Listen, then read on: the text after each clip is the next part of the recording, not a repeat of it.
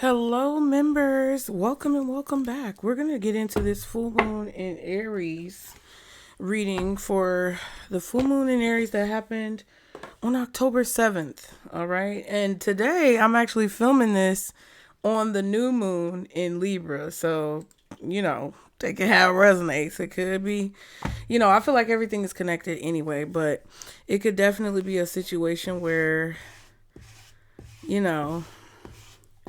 this new moon in Libra that is today when this is going to come out for you guys could definitely be starting a new cycle, or you're preparing for a new cycle after coming out of that full moon in Aries energy. We're just going to see what we need to know. Thank you guys for being here. I got out the Gilded Reveries. They're a little dusty, bitch. Okay. But we're going to take these out and we're going to get into some messages to see what you need to know when it comes to what was going on with this full moon in Aries. For any of you guys who are new in the membership, I don't do the full moon or new moon readings on the full moon or new moon. I do them afterwards so that the energy can have time to settle, because I feel like it's just easier for me that way, and I just feel like that's what Spirit wants me to do. So if you guys are down to clown, stick around, all right? I appreciate you guys so much for your support and for being members, and I hope these messages help you, all right? These moons, ever since those eclipses, took me the fuck out, child. I am tired, and I'm over it. I don't want to deal, okay? But we still are showing up and showing out when it comes to what we need to do, and I want you guys to stay as motivated as possible, all right? So let's see. We're going to use the Moonology first, and I'm just going to get the cards that I feel like we need to get for this reading. For members, Spirit, Guardian Angels, Archangel, Spirit Guides, and Ancestors. Believe in the impossible, Blue Moon. Guardian Angels, Archangel, Spirit Guides, and Ancestors of the highest vibration, Father, Mother, God, for members when it comes to this full moon in Aries. Let's look at the description first. Hold on. So I looked it up, and according to Google, it says, so basically take that with a grain of salt. Whenever I say Google, I mean Google, and you just got to take it with a grain of salt. The October 2025 full moon in Aries, which was on October 7th, okay, also known as the harvest moon, occurred on Monday, October 6th, 2025. Anyway, the moon website that I use says October 7th. They say October 6th, whatever. And was a super moon, appearing larger and brighter than usual, okay? So people, I guess because it's a harvest moon, I don't exactly know what that means, but I feel like when the harvest moon season would come around, it would be an extended period of time to where people could harvest their crops. But I'll look into that in a second. It says, and it was a super moon, appearing larger and brighter than usual. It peaked at approximately 11:47 p.m. Eastern Time. Astrologically, this lunation amplified feelings and called for bold, courageous action and authenticity. Okay? The harvest moon is the full moon closest to the fall equinox. It is also called the harvest moon. Okay, whatever. They be sounding stupid. AI is supposed to be so smart, but it be sounding dumb. Now, they say the astrological impacts are the full moon amplified emotions and heightened things that needed to be addressed. Okay. It was time for bold action, releasing what no longer served you and pursuing what does. And the cardinal signs are Aries, Cancer, Libra, and Capricorn were particularly affected, being pushed to take action in their lives. Now, they say that the harvest moon refers to the full moon closest to the autumnal equinox, which allows farmers to harvest crops late into the night because the moon rises around the same time as the sun sets for several nights in a row. While it typically occurs in September, in some years, such as 2025, the harvest moon can take place in early October. This year, the harvest moon was on October 6, 2025, and was also the year's first super moon. So I knew it had something to do back in the day with the crops and whatnot. So we're going to see. You may have been finding that you stayed up late during that time, or that you felt more energetic, or you worked further into the night. Maybe you did some overtime around that time. You may have just been feeling very motivated to do things late at night, or to, do things, work a little bit longer than what you usually have. All right. But let's see, Spirit, for members when it comes to this Aries full moon, this autumnal equinox harvest moon on October 7th. What is the message? What is it that you want members to know when it comes to this moon cycle, this lunation? Ooh. Prosperity lies ahead. New moon in Taurus. Ooh, and luck is on your side. New moon in Sagittarius. Okay. So the new moon in Taurus was April 27th, 2025. So everything that you've been working on, all the seeds that you've been planting, because that's an earth sign energy. And this, of course, is Aries, so it's fire. But I feel like everything that you've been doing since Taurus season, like right after Aries season at the beginning of this year, is coming to pass. And you're able to kind of like harvest the seeds that you've planted, or harvest from the seeds that you've planted, gain some type of benefit from what you've been doing, even if it's not necessarily materialistic and more so figurative. I feel like you've been putting in a lot of hard work, or you've been basically extracting a lot of negativity, extracting a lot of unnecessary energy, maybe getting rid of things. And now it's like you kind of feel that it feels like it's coming full circle, or you're finally starting to understand why you had to get rid of certain things, why you've outgrown certain things, why spirit has removed certain things from your life from that time.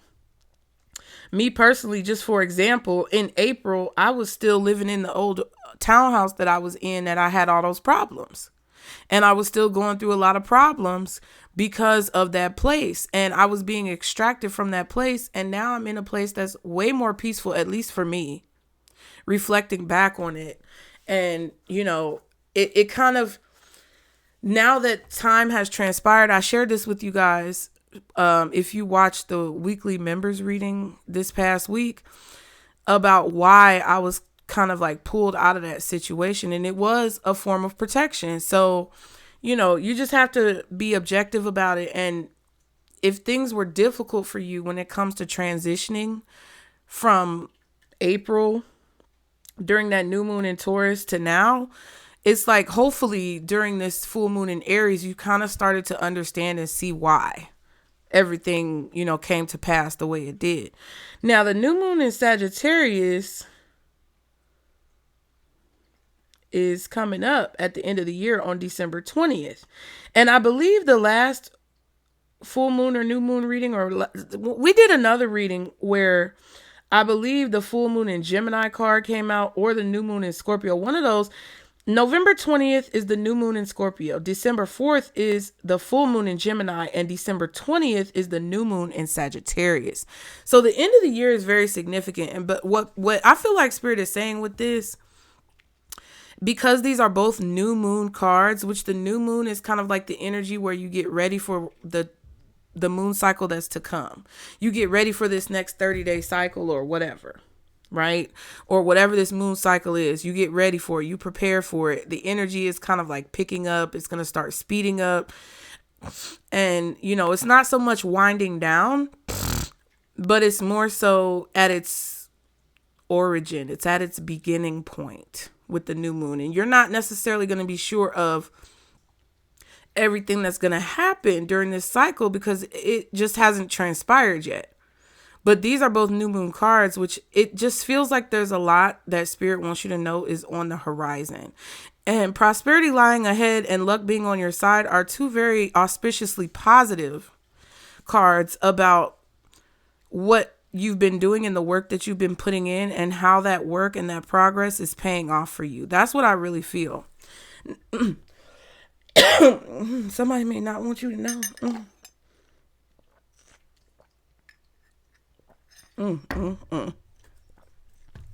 That's crazy. Okay, hold your vision is at the bottom. Half of this moon is visible and half is not. There are mountains here, which can signify there being some possible challenges or obstacles that you know you're going to face or that you're facing right now. Stay fixed, hold your vision, do not sway or deviate from your strategy or your plan or the outcome that you envision for yourself. Okay, Spirit wants you to be very positive about what's coming in the future, because not only do you have your spirit team protecting you, but I feel like you're in the right place at the right time in a lot of situations. So hold on to your vision. Your commitment is being tested first quarter moon. So this is the first quarter of the game. You can't be slacking in the first quarter. You got to get the momentum going for how the game is going to turn out. And the momentum, especially in like football or basketball sports, the momentum that the team exhibits in the first quarter of the game is kind of like a harbinger for how the game is going to go, right? Unfortunately, I'm in Atlanta, where the Falcons really don't give the fans nothing to look forward to, child, most of the time. And usually you can tell in the very beginning of the game whether or not they're going to have any type of chance at winning or whether or not it's just going to be a blowout loss. So I feel like that's kind of what Spirit is trying to say with this energy. They want you to be aware that the energy that you're putting into something now, or how you start something, is how it's going to end up or how it's going to finish. What you could be doing right now could be very indicative of the results that you're going to receive in the months of November and December, specifically around the time of that new moon in Sagittarius. Okay. Yeah. Whatever you're doing, I feel like Spirit is basically letting you know that it's worth it. Okay. Now, hold your vision says there are two main possibilities with this card. The first is that you need to stand firm in whatever situation you're in. The second, very different interpretation, is that someone or something is stuck. That could well be referring to the situation you're asking about. If that's the case, have a think about what you can do to grease the wheels so that events move forward. Are you being stubborn? If so, that's great. Because if you really want things to change, there's a solution. Stop digging your heels in. Be the one to break the deadlock. With two interpretations for this card, it's up to you to decide what's going on and which meaning applies to you. This offers up a chance for some self-reflection. Okay? So I feel like this time during this full moon in Aries was a time where you had to either decide, are you being stubborn and digging your heels in, burying your head in the sand and just refusing to budge or be flexible? And if you are you doing it for the right reasons? Is it really worth it? Is it something that's going to actually benefit you? And if not, what can you do to maybe loosen up the energy or kind of shake off whatever stuck feeling that you have? Right? It's not necessarily bad, okay, to stand firm, but it's not necessarily positive to not be able to be flexible or objective about situations. Okay. So the attunement or the affirmation says, yes, just say the word a lot and see how it feels. Okay, so the word yes. The word is yes. Just say it a lot and see how it feels. Additional meanings for the card are staying powerful or staying power. I'm sorry, child. Staying power. So that means resolve. Okay. Faith or patience are needed. Someone needs to back down. Avoid stagnation. A personal or professional relationship will be enduring. So if some of you guys just started a relationship, it's going to last. They want you to hold your vision and stand firm on your belief that it's a positive relationship. If this is just you doing something that you know is going to better your life, like healthier eating habits, workout routines, maybe a new business, a new career, some type of new creative project. A lot of you guys are being told, yes, the answer is yes. All of the things that you aspire to are possible. And there needs to be a positive perspective. Okay. Something will endure the tests of time. You could be experiencing tests. And because of the fact that that full moon in Aries was talking about pushing you to take action, getting things out of your life that no longer serve you. Okay. Trying to cleanse.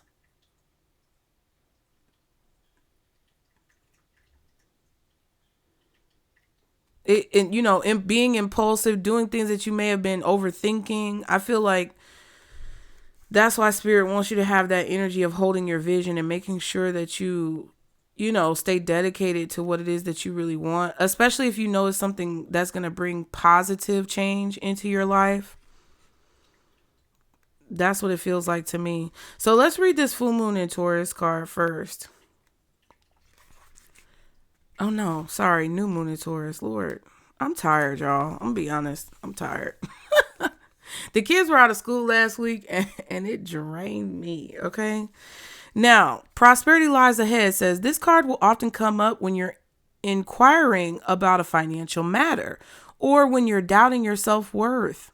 The card suggests you can have what you want, including material things, but you must believe in yourself.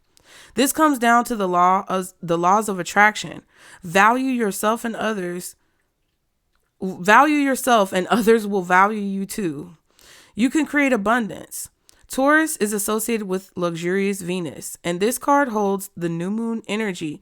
So now's a good time to make a 12-month financial plan. This card can also signal the start of a new relationship or of sexier times. If you've been wrestling with something for a long time, the new moon is in sturdy Taurus is a sign not to give up just yet. So that's reinforcing the foundation of the reading, which is hold your vision. Okay. And I think you may be struggling through this. Like you may be hanging on by a thread, bitch, because I am so tired. I woke up this morning feeling crazy, but I still pushed through. And I'm going to continue to push through. And I just hope that the effort that I put in, I might not always show up when you want me to show up, but I always show up when I need to show up. And I'm just trying to push through, y'all, because it's hard. A lot of the stuff going on, it's not necessarily stressing me out, but because I am very intuitive and empathic, I can just feel the collective's energy just draining me. And that's why I go outside every day. I walk every day. I touch trees and put my feet in the grass every day to stay grounded. But it's still just it's very draining on people who are tapped in like a lot of us are. And this could be a situation where you're muttering and puttering and stuttering through whatever it is that you're doing, but you're not giving up. And that's why Spirit is saying, like, the more that you believe in yourself and the more that you stay motivated and self-motivate, self-heal, self-cleanse, all of these types of things to keep yourself in alignment, the easier this battle or the easier this trial, whatever you want to call it, the easier this period of your life is going to be. Okay? Just don't give up. Now, the attunement says, get or give a massage. Healthy body, healthy mind. Right. So this is like taking care of your body, taking your spiritual baths. Taurus energy is very luxurious, very nurturing, very comfortable, right? Wash your sheets in your favorite detergent. Have your favorite scent. Put on your most comfy sweater, your most comfy sweatshirt. Get your slippers on. Get your little footy socks on. I got some little fuzzy footy socks and it's fall and it's about to be cold outside. I can't wait to crack them bitches out. Somebody gave them to me for the holidays when I used to work. One of my coworkers gave them to me. And they are so comfortable. Okay? Take care of yourself. Do things that, make you feel, just give you that, that hug. Maybe hug somebody. I feel like physical touch could also be significant. My son gave me the biggest hug yesterday. I said, now what the hell did you do? He don't never give me no big, real hug. He just be tapping. And I'd be like, boy, give me a hug. When I tell you last night, he gave me a biggest hug. I said, what's wrong, son? Because I know my child. I said, what's going on with you? He talking about nothing. I just wanted to give you a hug. I said, well, I love you, sugar stinky poo. And I gave him a bunch of kisses. Sometimes I be hard on them, but I try to also, I do my best to also come with a lot of like love. And if I could see y'all face to face, I'd be able to give you that love too. So I know sometimes it may come off like I'm very hard, but that's not how I am all the time. And the way that I'm able to do that, since I can't actually hug y'all and kiss your cheeks and, you know, just give you a nice big grandma hug, because I can't do that, I try to give you my own experiences and things that I've learned and things that I feel like could help you through these hard times so that you can feel the hug. You know, I just want everybody to be happy. And I think I was very emotional last week while my kids were out of school because, you know, I'm not going to lie. Some of the things that affect y'all, they still affect me. Just because I do what I do, it still affects me. And I was just, you know, very emotional. I wasn't sad or upset or scared. I was more so like very much so, you know, when you get into that deep prayer and the tears start flowing, that's really like where I was at. And I think I just had to drain a little bit. And I'm still kind of like recuperating from that. And it's weird because the Aries energy in the full moon wasn't really that type of energy, but it was because, you know, it's like we're going into Scorpio season, which is about transitioning. And, you know, it was just a lot. I just felt a lot on my spirit. And it's starting to balance out, you know, because this new moon in Libra is happening. But that's very interesting because I feel like the new moon in Libra card is right here. And today is the new moon in Libra when I'm filming this. So it kind of feels like, you know, whatever was going on during this full moon in Aries was preparing y'all for what you were about to experience now. Like kind of telling you that the shaky or rocky or treacherous twilight zone energy that we've been in is going to hopefully subside and, you know, cycle through, and we're going to get to the other side of it. Okay. So give somebody a hug. If you got somebody to hug, give them a hug. If you got to break down in public and somebody come up and put their hand on your shoulder, just ask them politely. I don't mean to be rude, but can I get a hug? I just need a hug. You know, and it might seem weird. I don't know, but I know some people don't have a person to hug, you know? Hug yourself. Shit. Put your arms around yourself. Anyway, additional meanings for this card say you will soon be able to afford the thing you're dreaming of. Bitch, I know that's right. Prosperity lies ahead. Okay? Because you're putting a plan into action. It's not just going to happen and fall into your lap. That's what I need some of y'all to understand as well. I know a lot of y'all know that. But they're saying like, that's why you have to hold your vision, because it's not just going to fall into your lap. You have to continue to stick to this strategy. Horn just beeped. Okay, so you will soon be able to afford the thing you're dreaming of. Getting clear on what you value most will help you find peace. Take some time out to pamper yourself. Start a standing order to a savings account, no matter how small. Okay? Beautiful. That's beautiful. Now, new moon in Sagittarius says luck is on your side. Whatever is coming your way, it looks set to put, the way they word this shit is so weird. Whatever is coming your way, it looks set to put a smile on your face.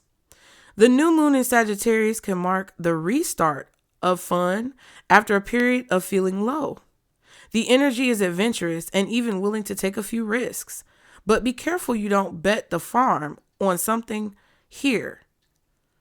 Bet the farm on something here, as the wheel of fortune is still spinning. This card is about exploring life metaphorically by exchanging big ideas with others, or just thinking about your own philosophies. Perhaps it's time to change your mind about something important. It can also signal that a trip away is coming up. If that's something you're working to achieve, but the overall message, if that's something that you're working to achieve, period. But the overall message of this card is that whatever happens next will be some sort of gift, even if that simply means widening your world view. Yeah. And the affirmation or attunement says, count your blessings, literally. Write them down or say them out loud.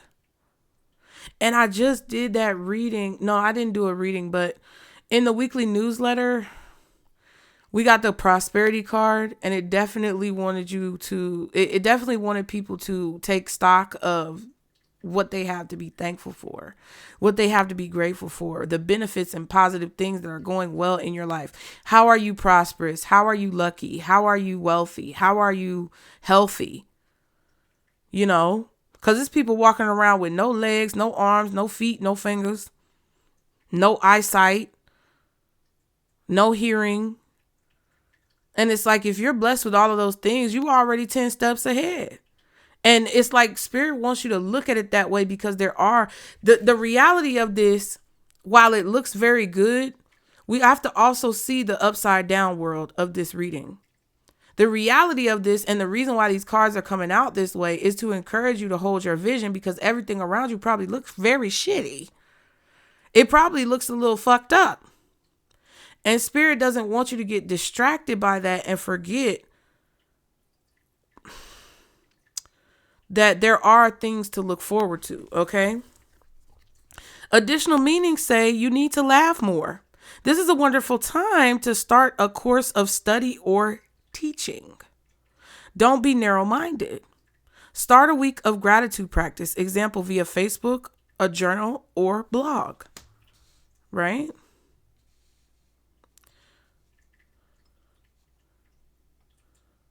Yeah. Now we're going to go to the first quarter moon.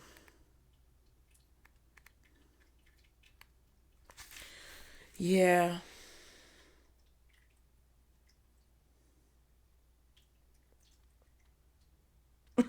I just heard you can do it. Anyway, your commitment is being tested. First quarter moon. It says there could be some challenges coming your way, but they're just the universe's way of testing you. The first quarter moon calls for you to face any hurdles with confidence. What do you actually think is possible? If you believe you can do it, then you probably can. If you spend your life affirming that something is too big for you to surmount, it probably is. See how it works? Do you believe your dreams will come true, or have you secretly already given up? Showing some commitment now will help you move towards your desired outcome. What you believe to be true is true for you, so believe in yourself. Okay? Listen, I'm telling you, I'm letting y'all know right now, the religious structures of our societies, which is another form of infrastructure, is crumbling. Just like the buildings are crumbling, the roads are getting towed the fuck up. You know, you drive your regular route, and all of a sudden you just start realizing how many fucking potholes and cracks is in the road fucking up your car. All of this stuff is crumbling. All of these old outdated systems are going to crumble if they don't adapt to the way that things are changing. And that doesn't just mean AI and adapting to technology. That means adapting to the message that God, source, spirit, universe has been trying to get us to see all along. And it's that corruption and hatred and victimization of people who are less fortunate, and, lording over people and gatekeeping things that should be freely accessible to everyone is not the fucking move. And that's not what God wants for us. God does not want us at each other's throats all the time. God does not want a bunch of pedophiles in situations, where kids are being put at risk. God does not feel like it's right for the elderly to be put in situations where they're being used and abused. It's like these are situations that have to stop. And unfortunately, we pray for change, and, the commercialized religious structure tells us, oh, pray it away, pray it away, pray it away. Well, then prayers might actually be working. But the thing about it is sometimes the way your prayers are answered are not the way you expect them to be. So I think for a lot of you, Spirit is saying it's not that we didn't hear your prayers. It's that we're just making sure that you for real. We're making sure that you're serious. We've given you this go ahead, this green light to take action on the things you want to do. And now we need you to believe that you can do it, so that not only can we work on your behalf, but your power can also amplify the efforts that they are putting in for you on your behalf. Okay? Now, attuned to the moon says, I'm committed to my dreams and move towards them with confidence, with your head held high. Stop looking at the ground. Look up at these people. When they speak to you, look them in the eye. And my eyes are bugged out right now. Woo, look them in the eye. Because I realized that walking on my walks every day. Because a lot of people in the neighborhood that I'm in speak. And I say hello and I wave at them. But I always feel this urge to look away. Look away. Don't look them in the eye.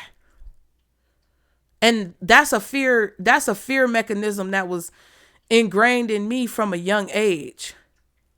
Because I really do feel, because I had a sleep paralysis issue when I was a child. And I told y'all about that.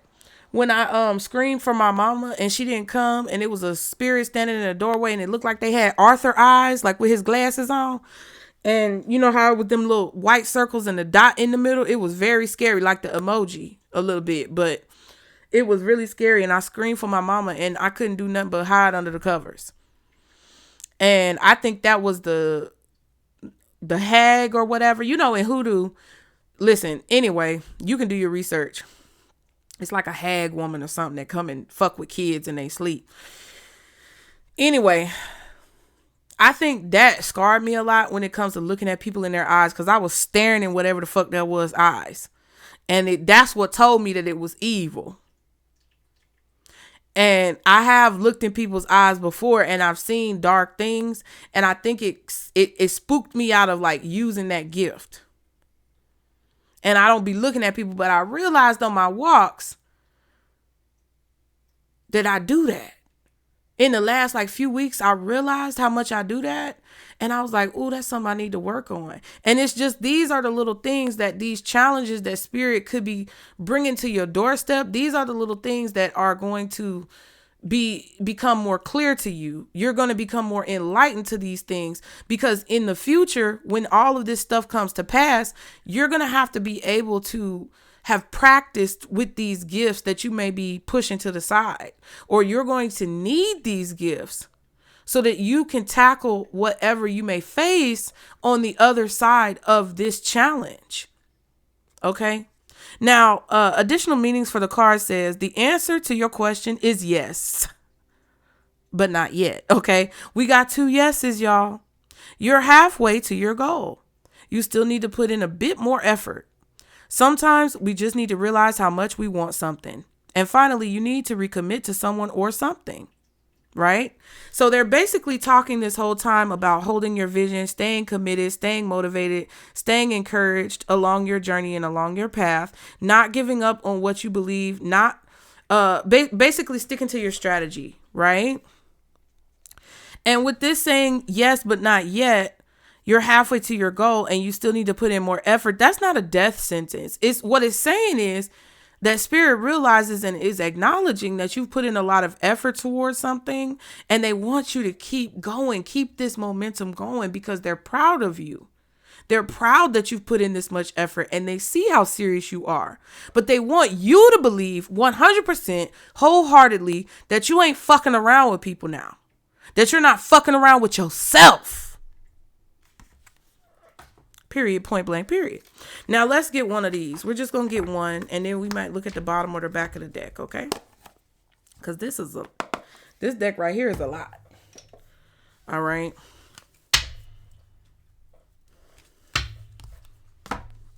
And, you know, let's be real. I'm not completely selfless. I show up here because I do want you guys to be motivated, but mostly I show up because I want to show myself something different. I want to do something different for myself. It is a little self-motivated. It is a little selfish.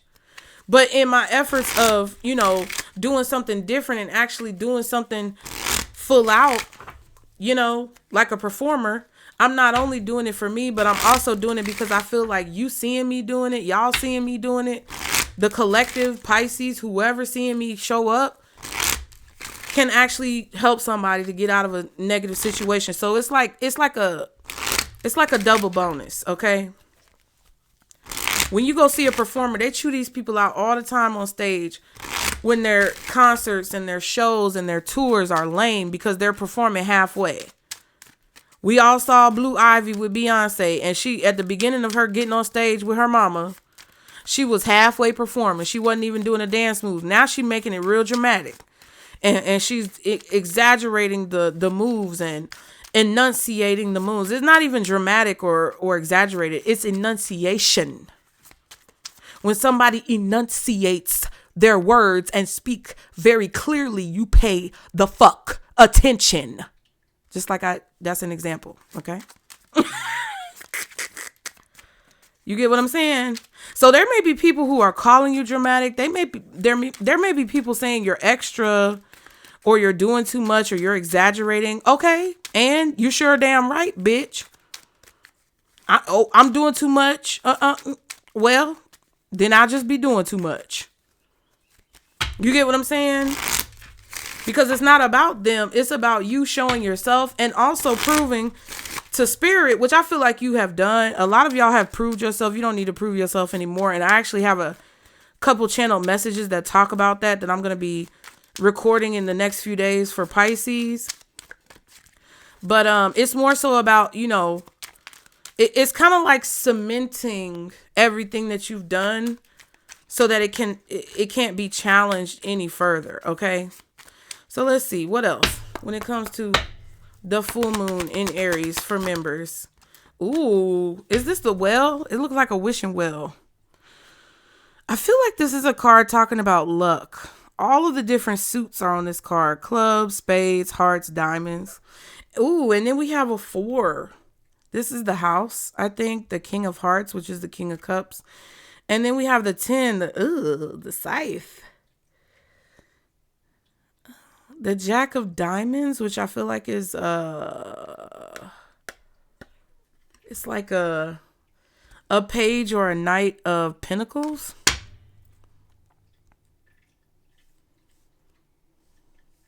Somebody could be trying to slow you down or make you feel like you have to punish yourself or like you have to keep proving yourself, child. Let me just look.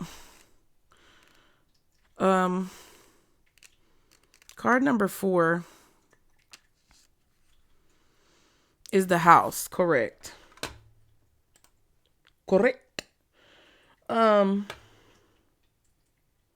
Hearts are definitely cups, and the King of Hearts talks about, well, I thought that said wine. It says wise. Somebody may like to drink wine. It says wise, diplomatic, feelings, patient, and large obstacles. This could be about a living situation, especially if that big purchase is a home or something like that. That's been coming out a lot. So the house says, I'm your family and your base, your ground, and your home. I give you stability and comfort. I'm your living arrangement and environment. I am what surrounds you and your estate. So your neighborhood, your land, okay, your community. The cards around me will give you signs on my present state. And what the future will dictate. Interesting. That scythe is not, I don't like that. But it is a 10 as well, which could signify completion or an ending to something negative. Anyway, a sanctuary is to be found in the house, showing us family and home. The sanctuary that offers us shelter from the world. In the Gilded Reverie, we have the house depicted in such a way as to entice us home again to the nostalgic place of childhood fairy tales. The house is built of gnarled roots, suggesting a place of permanent fixture and security. The open garden gate, which has been coming up in readings, speaks of an opening being made available. The house can be one of the most interesting ways to date the Lenormand deck, as each deck tends to either hark back to the past or choose a contemporary building to be depicted. Some decks have very utilitarian buildings on them. Others show a more aspirational mansion house. However it's depicted, it represents what we think of as our home, our dwelling, or security. And I don't like this rat card, this little mice card with this scythe. Okay, you may want to get a security system. You may want to protect your home in some way, shape, or form. This could be doing repairs or upgrades on your home to make it more secure and stable. This could be maybe putting up a fence, maybe putting up ring cameras. If you have a lot of property, this could be somebody surveying your property or trying to figure out how much your property is worth to try to buy you out or move you out of the neighborhood because they want to use the land. There's something about this wishing well, and that's fucking crazy, bro. Because when I went on my, okay, there's a wishing well. There's a little well, okay, that I discovered. I went on this walk yesterday and I went down this little path that I've gone down before, but it was dark. I didn't see the well before. I saw the well yesterday. And it made me think of like a wishing well, but it also made me think of the fucking Ring movie, which was creepy. Something coming out the well. In this deck, I feel like it's something positive, but we're going to look at it. And I kind of feel like your land that if you have a home or you have land or property, there could be someone trying to encroach upon your property. This could be your neighbors trying to put up a fence or build on your property, take over your property, encroach upon your property, falsify documents to say that part of your land is theirs. This could be a HOA coming in to try to fuck with you. I don't know what this is, but I'm definitely getting a vibe intuitively that you may need to incorporate some precautions or security measures when it comes to your home, your dwelling, your community, your family, or the place that you live. Now, for some of you guys, I feel like some of you guys could be getting accepted or approved to possibly purchase a home, live in a neighborhood, get an apartment, or it's like you get accepted into a place or you find out there's an opening for a place that you really want to be. I would just make sure that it's the right fit for you. Okay? Because if you're meant to be there, you'll get it. If you're not meant to be there and you don't get it, I wouldn't force it because I don't know. It's just something weird about that. I'm also getting vulnerability. I feel like Spirit wants you to be vulnerable with yourself and make your home a place where you can kind of open up and release and, be comfortable being who you are. And if you don't feel like you can do that in the current place where you live, you may be brought into a situation where Spirit moves you. Okay? Or you could be cultivating that type of energy in your home right now. Okay? Now with card number 41, let's look at that. Let's look at it. Ooh, here it is. 41. Okay, so this is the well. It's not a wishing well, but it says well.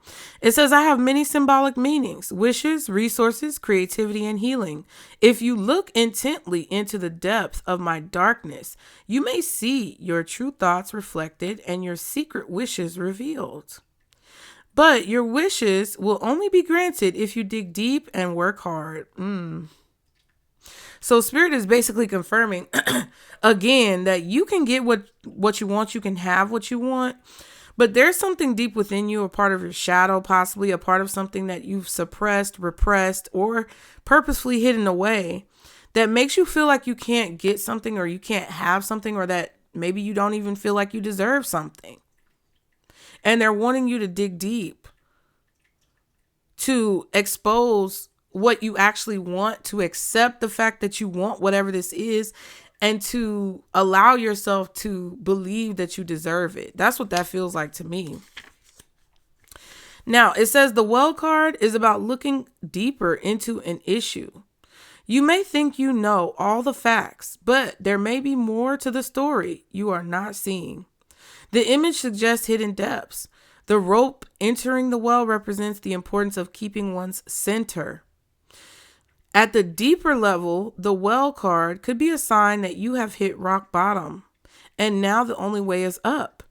If other nearby cards indicate that you've been facing difficulties, which we have, okay, it is now time for healing. The well card also has to do with wishes, but it comes with a warning. Be careful what you wish for. Be prepared to work hard for what you want. This card also refers to a goal that is attainable, but that still requires more effort on the commitment of additional resources, or the commitment, another word, of additional resources. Unlike the clover card number 2 card, which brings unexpected luck. This card reminds you that you have to plan and work hard for your rewards. While the card may encourage you to explore untapped resources, it may also caution you against draining all your resources at once. Just like the luck card, luck is on your side. It's the same thing. It's like when they said don't bet the farm, which means don't spend all your money on something that may not actually happen the way you think because you don't have all the details yet, or everything hasn't transpired yet and the wheel is still turning. Okay? So again, while the card may encourage you to explore untapped resources, it may also caution you against draining all your resources at once. And that could be money, time, energy, or effort. If the well appears near the fish 34 or the ship number 3, the message may be to not overextend yourself in pursuit of investment or business endeavors. Okay. But it is near this raggedy ass scythe.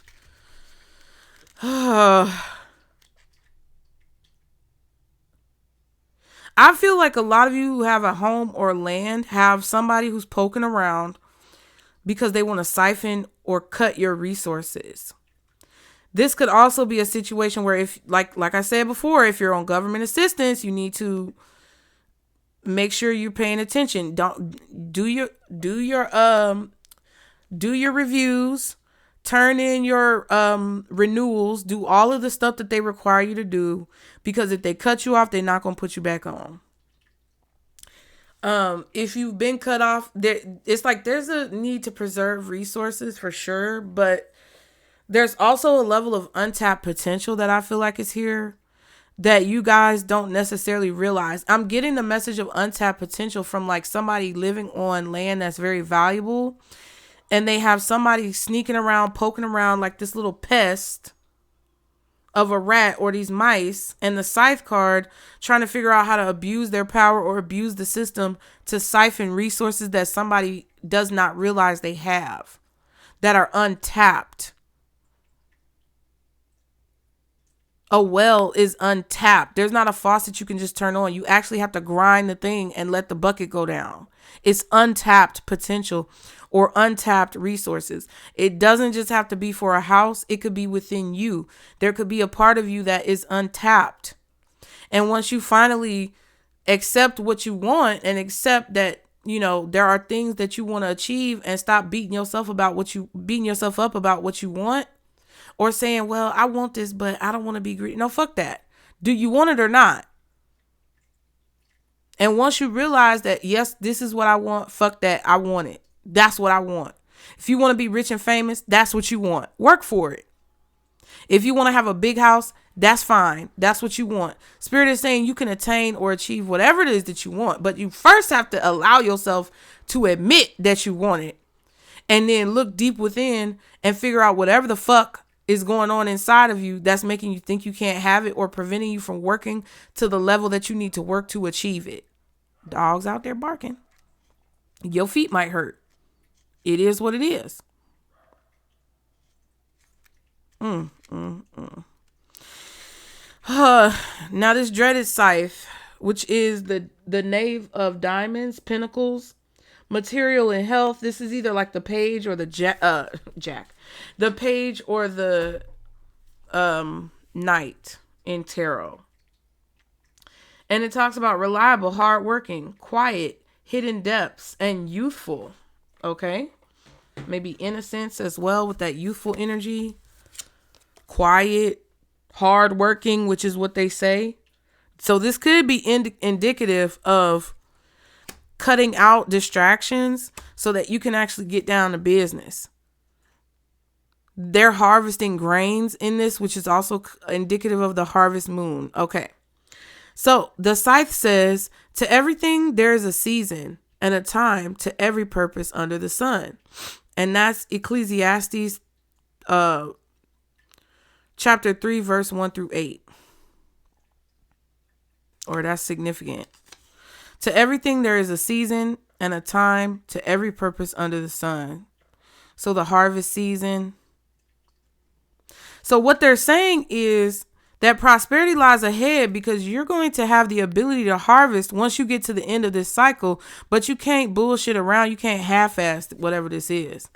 Okay. It also says, be careful. I am swift and sharp. I cut through with precision. I cut through with precision with a sharp and clear vision. I am an accident, a deep cut, a break, or something, or sometimes a difficult decision that needs to be made. I can bring good harvest or danger. Look at what I am cutting nearby. It might just be your wage. And that's what I'm getting. It's kind of like, I kind of feel this energy of spirit wanting you to be in this energy of sharply cutting out things that don't serve you in this process of you working hard.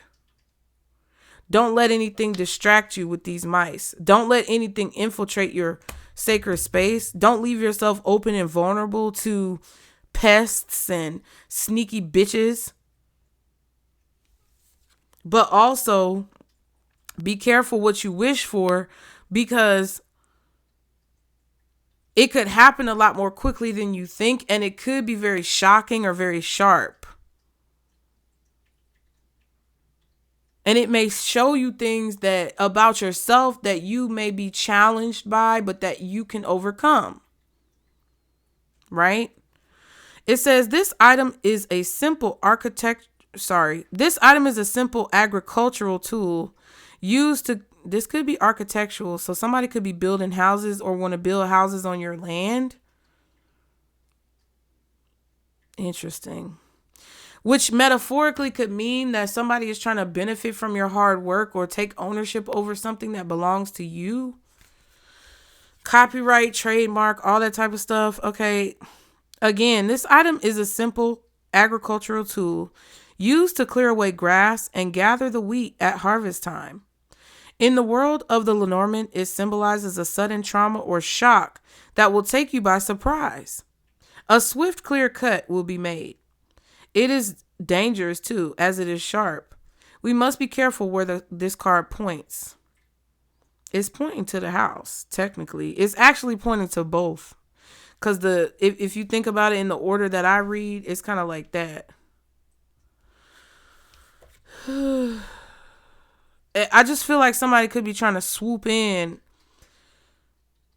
and take away everything you worked hard for. It's kind of irritating me. I'm feeling irritated.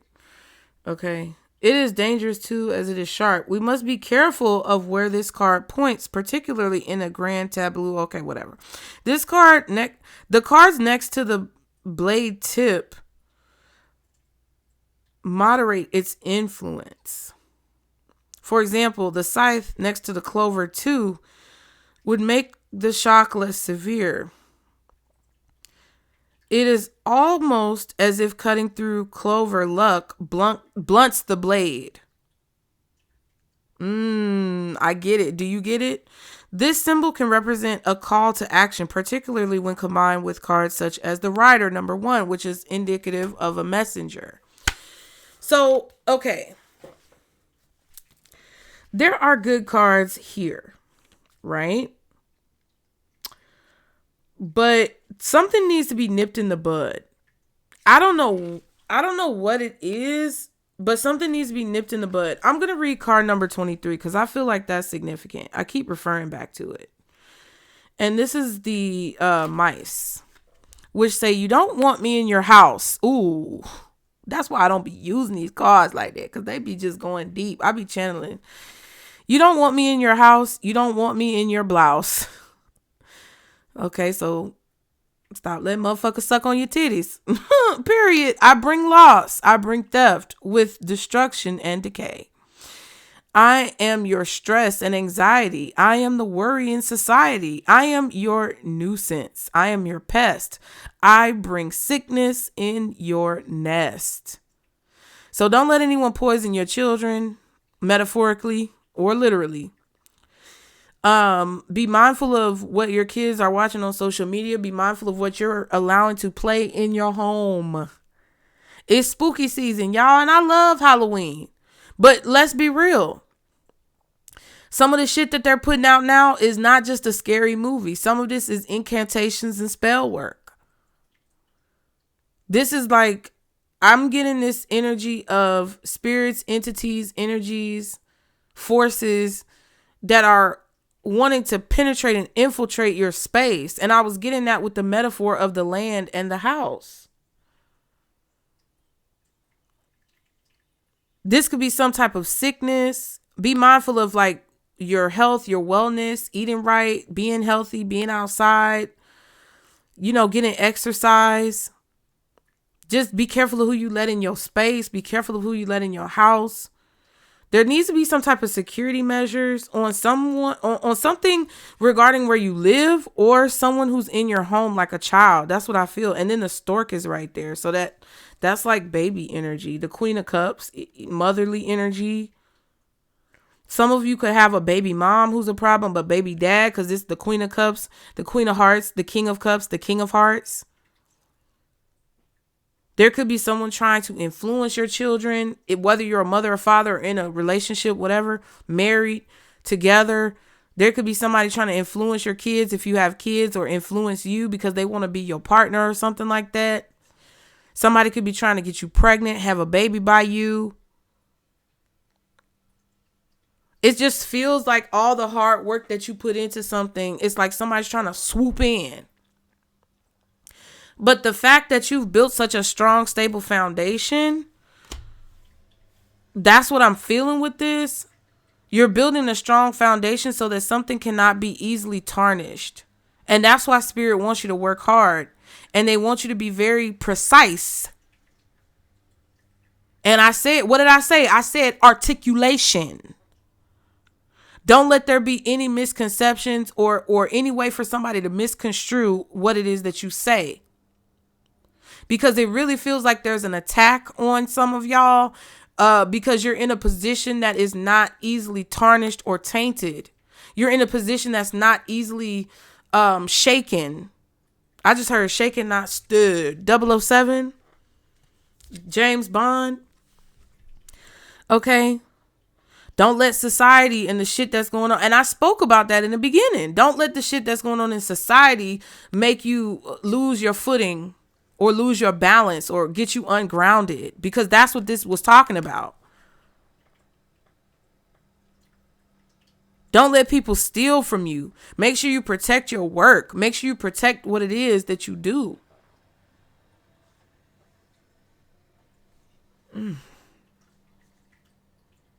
Don't let people sleep with you who you can't trust. Anyway, these mice are completely happy. They're completely happy with their work. Okay. The gradual destruction of possessions and resources. Okay. So somebody is happy to fuck you over. They are busy nibbling at cloth and fruit and at bread. They appear to have no regard for ownership and are rapidly gnawing away while no one is looking. These mice are symbolic of loss, either a gradual whittling away of one's savings combined with the fish 34 or an actual theft. Their presence brings into the reading a bite-sized effect, something happening in little chunks something that's happening in little chunks. That is not to say it is not a powerful card. Those mice may be delightful, but not when found in your own kitchen. They are the niggling aspect of life where there is an issue, something that has become a pest in your life and will just not go away and leave you alone. It leaves your mind troubled. This card also advises you to take care of your possessions. The mice of the Lenormand are terrible hoarders and are most likely to represent theft. Somebody has no qualms about making you homeless, putting you out on the street. They don't give a fuck about like you not having what you need. Listen,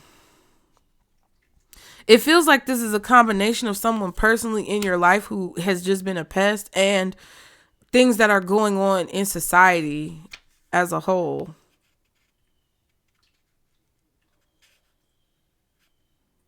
I also feel like this is about something paying off for you guys, that it's like it's paying off and it's working out and luck is on your side, and it's like you can get what you want, but there's going to be like new levels, new devils type of energy. Or it's like by you wishing for something, wanting something, you're going to get it. But I feel like you need to be committed. You need to build a strong foundation. You need to have this hard work in place so that when you get, like I said, when you get to the other side, you won't be shocked by the way that things kind of like happen. Because once you get here, once you buy this house, there's all these other things that you have to do. There's all these other things that you have to think about. There's all of these things that could cause you to be in a new ball game, in a new league that you're not necessarily familiar with, that it's like Spirit is trying to get you aware of now. And it's like there's no playing around. Like as soon as you see something being a nuisance or someone being a nuisance, and there's the child, which is like imaginative energy, dreamy energy. Don't be bedazzled and bejeweled by bullshit, y'all. Don't be finessed by people trying to get you to invest in things that's not worth your time and energy. Don't be finessed by people trying to tell you, oh, everything's fine. The house is fine. There's nothing wrong with it. Get your own fucking inspection. Don't be beguiled by someone finessing you. That's just kind of what I feel. And it's like with the scythe, it's not only a warning of a dangerous situation that could possibly happen, but it's also a confirmation that with this hard work and preparedness, the blow of the scythe won't be as bad as it will be possibly for other people. Like, for example, y'all, I'm just being honest with you. I get stamps. I'm going through things that, you know, I've been going through because I have a pest, and I'm not going into that because I'm past that. I just don't even give a fuck. I don't care. I'm living my life the best way that I can to be fulfilled personally and to grow as much as I possibly can. And whatever anybody else chooses to do, that don't have shit to do with me. And I would prefer not to know about it because I don't want nobody else's shit to be involved and, you know, commingling together with my shit. Right? But because of everything that's going on, yes, I know that Spirit has my back. Yes, I know that I'm going to be taken care of and my children will be taken care of. And anybody who's wishing us harm can go fuck themselves. Because I just already know that we're going to be good. But I'm also not going to be stupid. And with the government shut down, I prepared by getting a lot of canned foods, a big bag of rice, a bunch of vegetables that are either frozen or canned. Getting a lot of meat, a lot of ground beef because it's cheap, a lot of chicken because it's cheap. Be damned if you don't like the genetically modified. Well, I don't give a fuck. I went in there, I got my food stamps, they hit on my card, I used them bitches so that there can be no reneging for the niggas. You get what I'm saying? Because I don't know what the fuck this administration is doing. I went in there and I got majority of my shit. I give my kids one cheat day and say, we can go get treats, what you want. And then the rest of the time we cooking food, we eating leftovers, we doing a damn thing. We cooking crock pot meals. We doing all this stuff to make the food stretch. I got all these old Talenti ice cream containers, and I tell them when you eat cereal in the morning, if you don't finish your milk, don't throw that milk away and just pour it down the drain.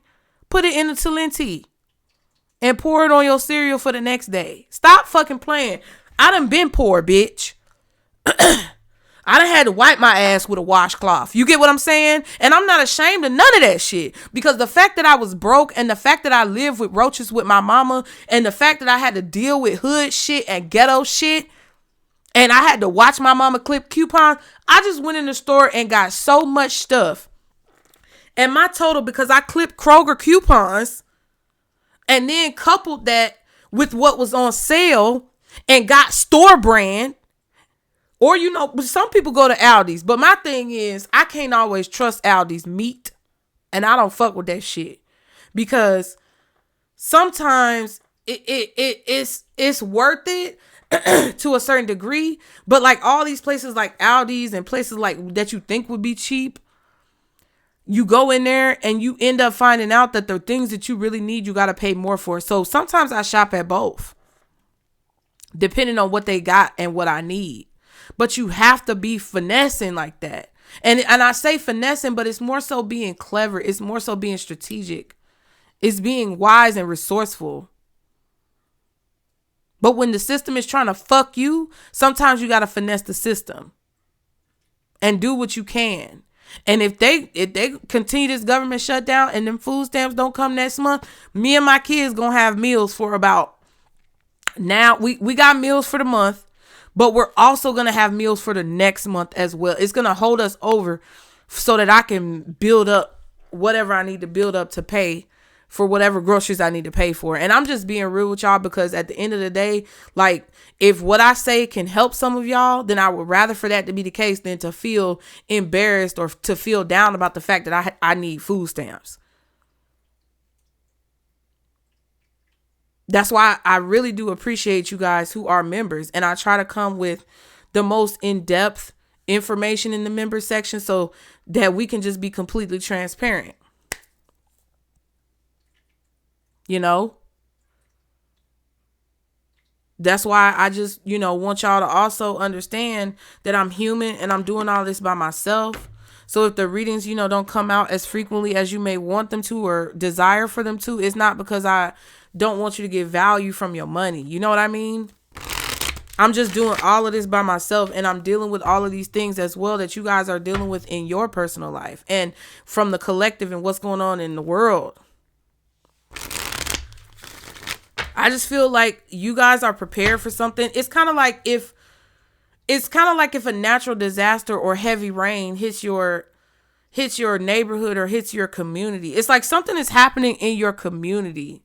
Something is happening to your neighbors, to the people around you, that isn't going to hit you as hard because you've prepared and because you have this hard work that you've put in during this time, or you were very motivated during this full moon in Aries to put in this extra hard work. Look at that. Yeah, I feel like something is changing and you're detaching from something that could have been a very toxic influence or could have been very neutralizing to your power. It's like, yeah, I might be on food stamps, but I know how to survive without food stamps, because there was a long time where I didn't have food stamps, y'all. So, don't get it twisted. I've been on both sides of the tracks, baby. I've been on both sides of the tracks in my childhood and teenage years and adolescence, and I've been on both sides of the tracks as an adult.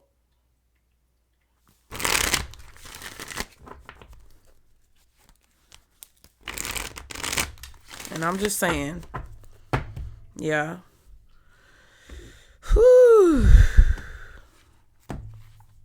If this is not a food shortage situation, a lot of y'all, this could be a situation with children. So just be mindful of the motherfuckers lurking around. If your kids go outside, other kids, it's like, you got to look into these things. You have power. You can protect yourself. You can protect your loved ones. You can protect your family. What is this message for member spirit when it comes to this full moon in Aries? Good Lord. Yeah, there's something that's, it came out sideways. It may feel unfair, but it's not unfair. It may feel imbalanced, but it's actually not imbalanced. Maybe you feel out of balance, but you're actually not. Maybe you feel like something is unfair, but it actually is. There could be something that's helping you or, benefiting you, and it doesn't look like it, but it actually is. We have the Ace of Coins at the bottom. Yeah, the stag energy, which is very protective, very resourceful. They use the stag for a lot of different things, okay? And the Five of Cups. Libra energy, Taurus energy very strongly, possibly also Scorpio, maybe Cancer and Pisces, of course. Possibly even Virgo and Capricorn. We saw the Devil card. But I'm getting strong Scorpio, Libra, Taurus, and also Capricorn.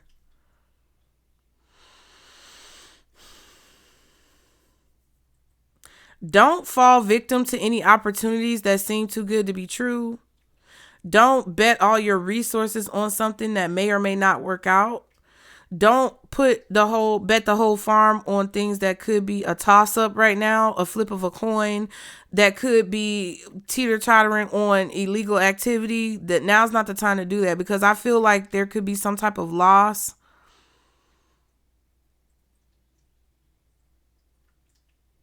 You're going to be presented with an opportunity here that may or may not work out in your favor. It's kind of like a gamble.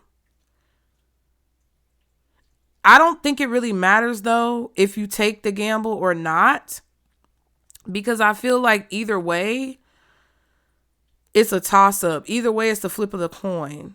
But luck is on your side. We have 2 cards indicating luck. So if you have a gamble, or you have an opportunity presented to you and it feels like a gamble, it feels like a risk, it feels like something scary or a little treacherous in a way. Not saying you're being treacherous or you're doing something illegal, because I'm not a lawyer anyway, disclaimer below. But if it's something that just feels like, oh, I don't know what to do. I don't know what's going to happen in the next few months. I don't know how this is going to play out. And it's kind of like a toss up. The harder you work and the more committed you are to whatever you got going on that you know could help you, the better off you'll be. Because I feel like either way, I feel like there's going to be loss of some kind. But it's all about the way you look at it, because these 2 cups are still sitting here in the window.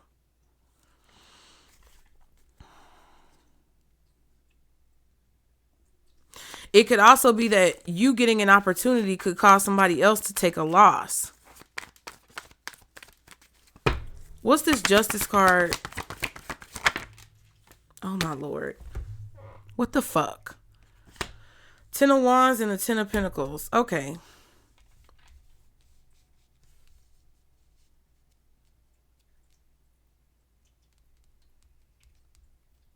Oh, sorry. That's the 9 of Wands. My bad. So we have all these X's, 3 X's. X marks the spot. Also, these could be past people in your life. This is a 10. This is a 9. This is an 11. Roman numerals. Something about the Romans.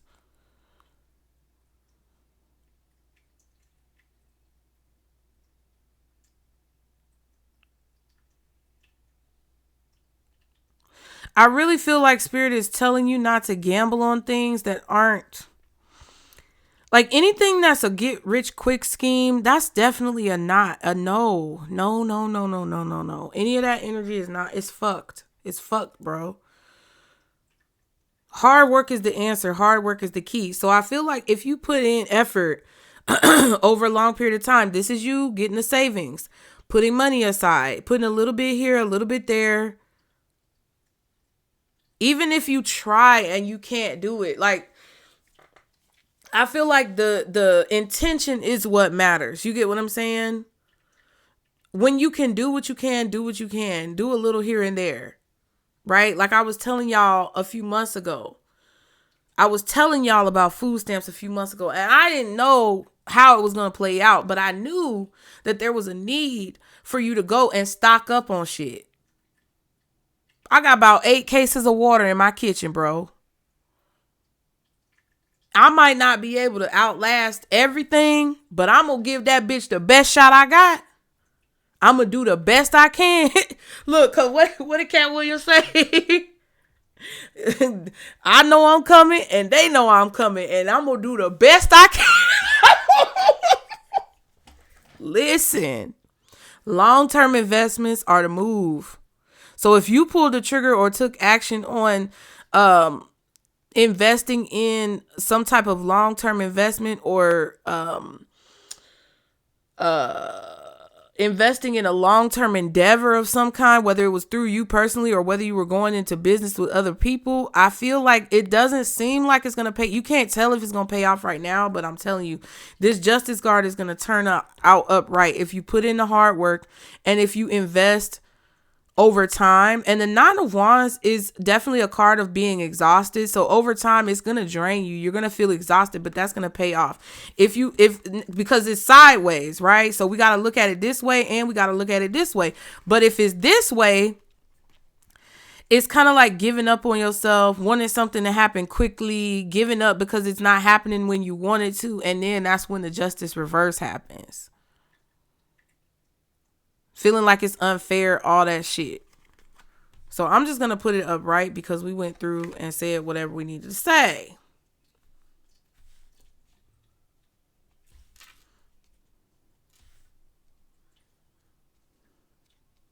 The fact that you didn't give up on something, or you're not giving up, or you refuse to give up on something, is bringing you some type of justice. At the bottom, we have the Two of Cups. See, and we saw that with the Five of Cups.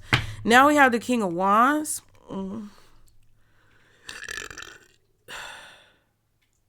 I feel like y'all have been saying that you're going to do something for a long time, or you've been telling people that you're going to achieve something for a long time. You've been telling people you're going to do something. You've been very adamant about it's like your boundaries, your goals, what motivates you, what you're passionate about. It's like there's this level of unchanging momentum, right? Like if somebody's been religious all their life, you know what to expect because they religious. They haven't swayed or faltered or anything like that.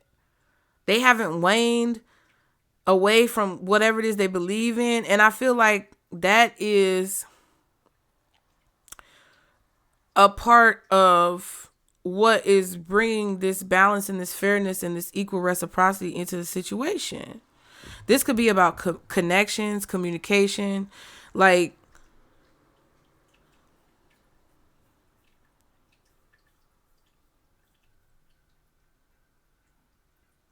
if you try to force something to work out, I feel like it could lead to a loss. If anybody's trying to force you into a situation or bogart you or overstep your boundaries or assert dominance over you, misuse or abuse their power, it just kind of feels like that's not gonna work. Let me see. I'm trying to get the right deck, y'all.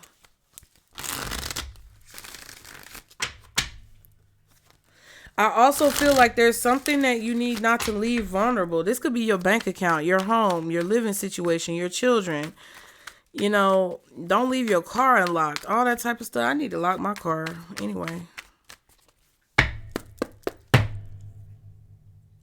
What is this Ten of Pentacles? Good Lord.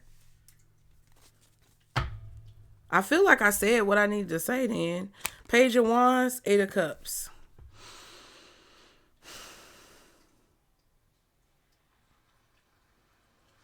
You could be getting a good sign, a good news. You could be very curious about an investment opportunity. It kind of feels like these are the little pamphlets that people used to pass around when the United States was still being developed that would tell people, move here, move there. You'll have opportunities if you go here or go there. But then when they got there, it was some bullshit. It was a shithole. I'm not saying that's what you guys are dealing with. I'm saying that's a dynamic that spirit wants you to be aware of. I'm also feeling like there's some type of good news or good signs. You're seeing growth. You're seeing the signs of prosperity or growth in a situation. And you're excited about like the end of your journey because you're seeing good signs. So that helps you to keep going. What's the Ten of Pentacles with this Ten of Coins? The Moon. This is also the untapped potential, untapped wealth, or an untapped opportunity. There's the Wheel of Fortune and the Eight of Pentacles.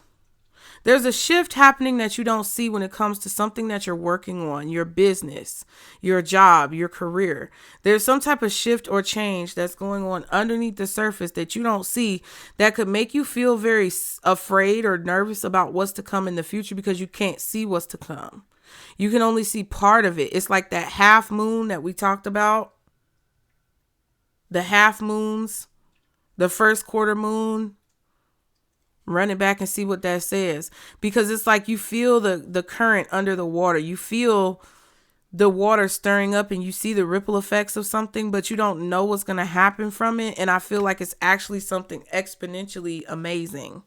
This is the prosperity of all your hard work. So whether this is you saving up your money, literally, or whether this is you cutting back on luxuries to be more economical, clipping coupons, shopping on things that are on sale, basically not buying things that are too expensive, waiting for them to go on sale, waiting for, clothing or items that you want to be a more affordable price. Just doing anything that you can to preserve your resources, whether it's cutting people out of your life that drain you, putting up boundaries with people that cause you burdens or try to force you to do things you don't want to do, standing up for what's right, doing what's hard instead of what's easy. All of this type of stuff is leading you to this balance. And you can feel the current of the water pulsating.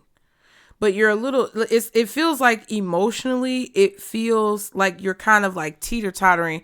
10 minus 8 is 2 pentacles. So it feels like you're kind of teeter-tottering and trying to keep this balance, this delicate balance of momentum going. There's something that's set in stone, is fixed. These are all fixed energies. Taurus, Leo, Scorpio, Aquarius. We saw the Death card. There's a change that is imminent. When it comes to you becoming independent, when it comes to you detaching from structures that want to victimize you or keep you trapped in loops and cycles, people who want to keep you trapped in loops and cycles, things that siphon your energy, pests that you deal with. One of my cats is walking in here. Who is that? I don't know. Somebody was moving around in the living room.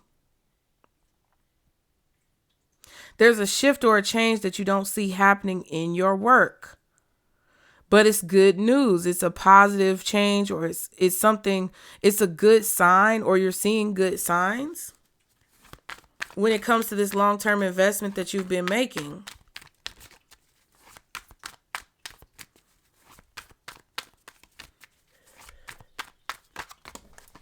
Knight of Swords, Ten of Swords, and the Eight of Cups. We saw the Page of Wands with the Eight of Cups and the Ten of Pentacles. We see all these tens.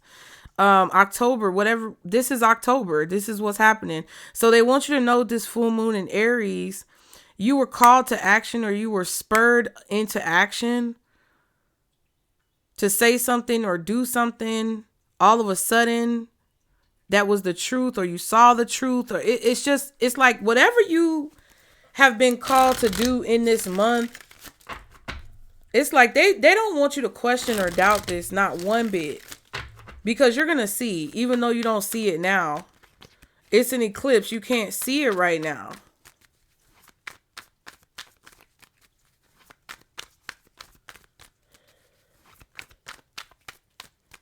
People are feeling betrayed. People are feeling hurt. People are feeling wounded by you either walking away, detaching, separating your energy. But it's like there was something that they were doing. If you really think about it, there was something that they were doing that would have sabotaged you. Even if they weren't trying to, like that good girlfriend that you like to go and drink with. Your ass is not productive after you be drunk all Saturday night. You still ain't recovered by Tuesday. You get what I'm saying? And it's like that motherfucker don't want no harm to come to you. They might even buy your drinks, but it doesn't mean that it's something good for you. The devil is something that makes it seem like it's good when it's really bad. The devil is something that makes you comfortable in a position that you shouldn't be comfortable in. Eight of Cups. It makes you complacent. It makes you lazy. It makes you lethargic and apathetic when it comes to the potential that you truly could reach. Some of you are cutting out alcohol. What's this Nine of Wands? King of Swords. Could be dealing with a Gemini, Scorpio, Virgo, Libra, Aquarius, strong Libra, strong Scorpio, strong Gemini, possibly Aquarius, Virgo. Okay. Queen of Cups and the Four of Wands. Somebody knows that you want to accomplish a goal. This could be buying a house. This could be moving. This could be starting a business. There's an air sign that knows you want to accomplish a goal. They know what you value. They know what you wish for. They know what you want. They know what you see as important. And I feel like they're doing something. They're doing something to hide the fact that they could be sabotaging you in the efforts that you have to do whatever this is. You may be saving money secretly and somebody doesn't know that you've been saving money. There could be a person putting money to the side. It feels like somebody's trying to benefit off of your land or your property or your resources. So this could be like a baby mom or a baby dad trying to use your child support money to purchase a home for themselves. Or it's like, it feels like a person here. They know you want to buy a house. They know you want to buy a car. So they're purposefully causing you to have some type of financial insecurity so that they can use what they're supposed to be giving you to accomplish this goal. And then there you go, throw it back in your face and tell you, oh, I bought a house. I bought a car. Ooh, come look at my new house, my new car. You're invited to the housewarming. And you know what? Spirit is challenging you to say, good for you. I won't come, but congratulations. Don't be like, fuck that bitch. Don't say fuck they house, because that's what you would usually say. Don't do that. Just set a boundary and be like, no, thank you, but no. Do you want to come ride in my new car? I appreciate it, but no. Are you sure that no? It's okay. Enjoy it though. It's something like that going on, bro. It's like you told this person something that you wanted, or you told this person something that you desired. Two of Cups, King of Cups. Two of Cups, King of Wands. And the King of Cups is over here, so I feel like that was a Freudian slip. And this person has been dedicated to like manipulating the situation and attach to you or keep you in a toxic cycle so that you couldn't get it, but they could, and kind of like throw it in your face. I feel like you sprung into action because of this. This been going on. What's the King of Swords with this Nine of Wands? Ooh, the Hermit. It's a Virgo. It could be a Libra man, a Virgo man, a Taurus man, a Scorpio man. An older man. This man is older. This man could have gray hair. This man could have been in the military or done some type of government work. A doctor, a lawyer. It doesn't have to be a doctor who practices medicine. Anybody who has a master's degree. Somebody who's very educated. Or they have the potential to do so. Some of you, this could be a judge or a lawyer who you are bringing on or hiring on to protect your property, your assets, anything like that. We have the Justice card. So it definitely feels like this is something possibly about contracts or legalities.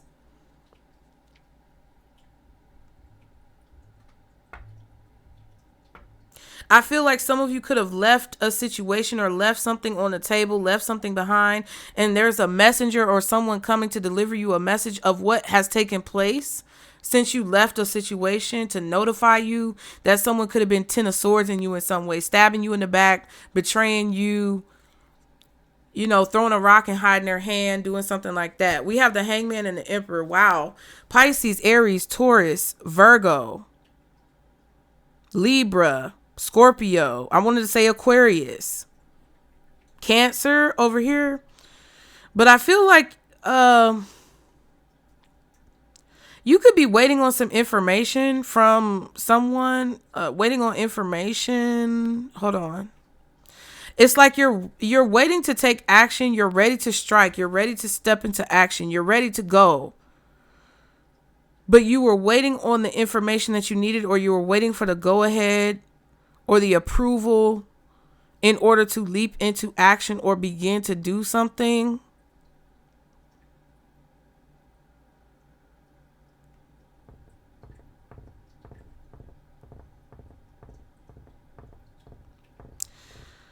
I'm not sure if this Emperor is the same person as the King of Swords, but it kind of feels like it. I don't know. This could be a father and a son, but both men are grown. We saw the King of Wands again with the Devil and the Magician.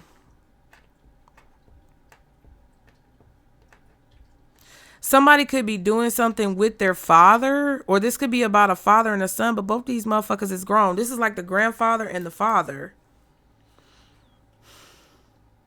There could be two men working together.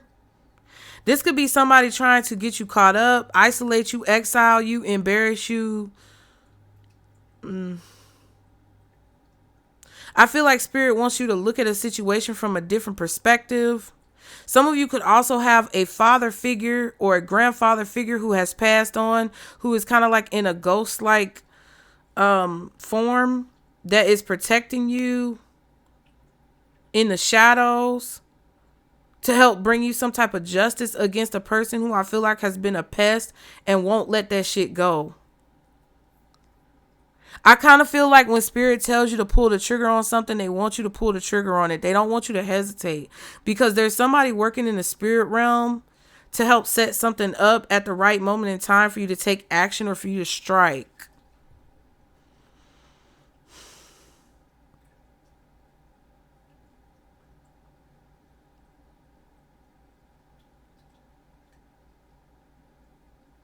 I also feel like somebody told a person about a relationship that you could have with somebody, and it made a person upset. Like somebody could have told a person that you had a relationship or a connection with someone in maybe a powerful position somewhere, and now it's like it made that person upset. It's like somebody wants to manipulate a situation so that you're still attached. It's like they're working behind the scenes to make sure that you're still attached or connected to a person or connected to a situation, or that you're tied down in a situation. They're manipulating the situation to create some type of toxic instability, to keep you stuck in a situation because they found out that you were talking to someone or dealing with someone. This could be somebody's ex mad at you. This could be your ex mad that you got somebody new. This could be an old boss that's holding a grudge. This could be a baby mom, baby dad, ex-husband, ex-wife finding out. And it doesn't have to be a relationship. They could have just found out that maybe you got a better job, or maybe you moved into a new place, or maybe you were able to afford something even though they were working very diligently to betray you or stab you in the back or throw rocks and hide their hand and prevent you from being able to afford whatever this is. They could have found out that you bought land, you bought a house, you started a business. It's like you're still doing all of this stuff despite their best efforts behind the scenes to manipulate the situation so that you stay codependent on them, or that you stay in a position where you're still on government assistance, or that you stay in a position where you still can't survive on your own and be independent because your finances are fucked up, because they're doing things to fuck it up on the back end. And they're finding out that you're still able to do all of these things that they've been working so hard to try to prevent you from doing.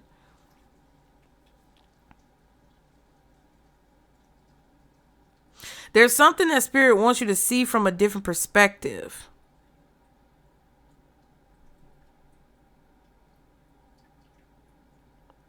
I just heard we about to get serious or surgical or something like that. Child, that's what that man be saying. That's where it's from. That's what that man be saying in the videos. When something is about to go deep, cut deeply, a deep cut, you may find out that somebody cut themselves or was injured. I feel like somebody is, I don't know, somebody could be going to the doctor. I don't know if somebody got stabbed. The Ten of Swords could definitely be surgery, or I don't know if it's murder, but the Scythe was talking about a deep cut or a sharp cut. Be mindful of cutting yourself as well, or a child who could be thinking about cutting themselves. I'm just being honest. You don't know that something's going on in somebody's family. I feel like Spirit is protecting you from this. Or somebody tried to cut you deeply when it comes to like doing something to stab you in the back. But I feel like there's a message coming or an email coming, or because we saw the Page of Wands with the Eight of Cups, but it kind of feels like this situation where a shift is happening and you don't know about it because you've walked away from the situation.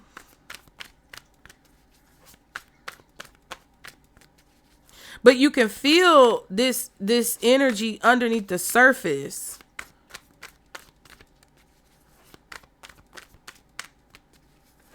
Virgo, Cancer, Libra, Taurus, Aries, Pisces, Aquarius, Scorpio, Capricorn.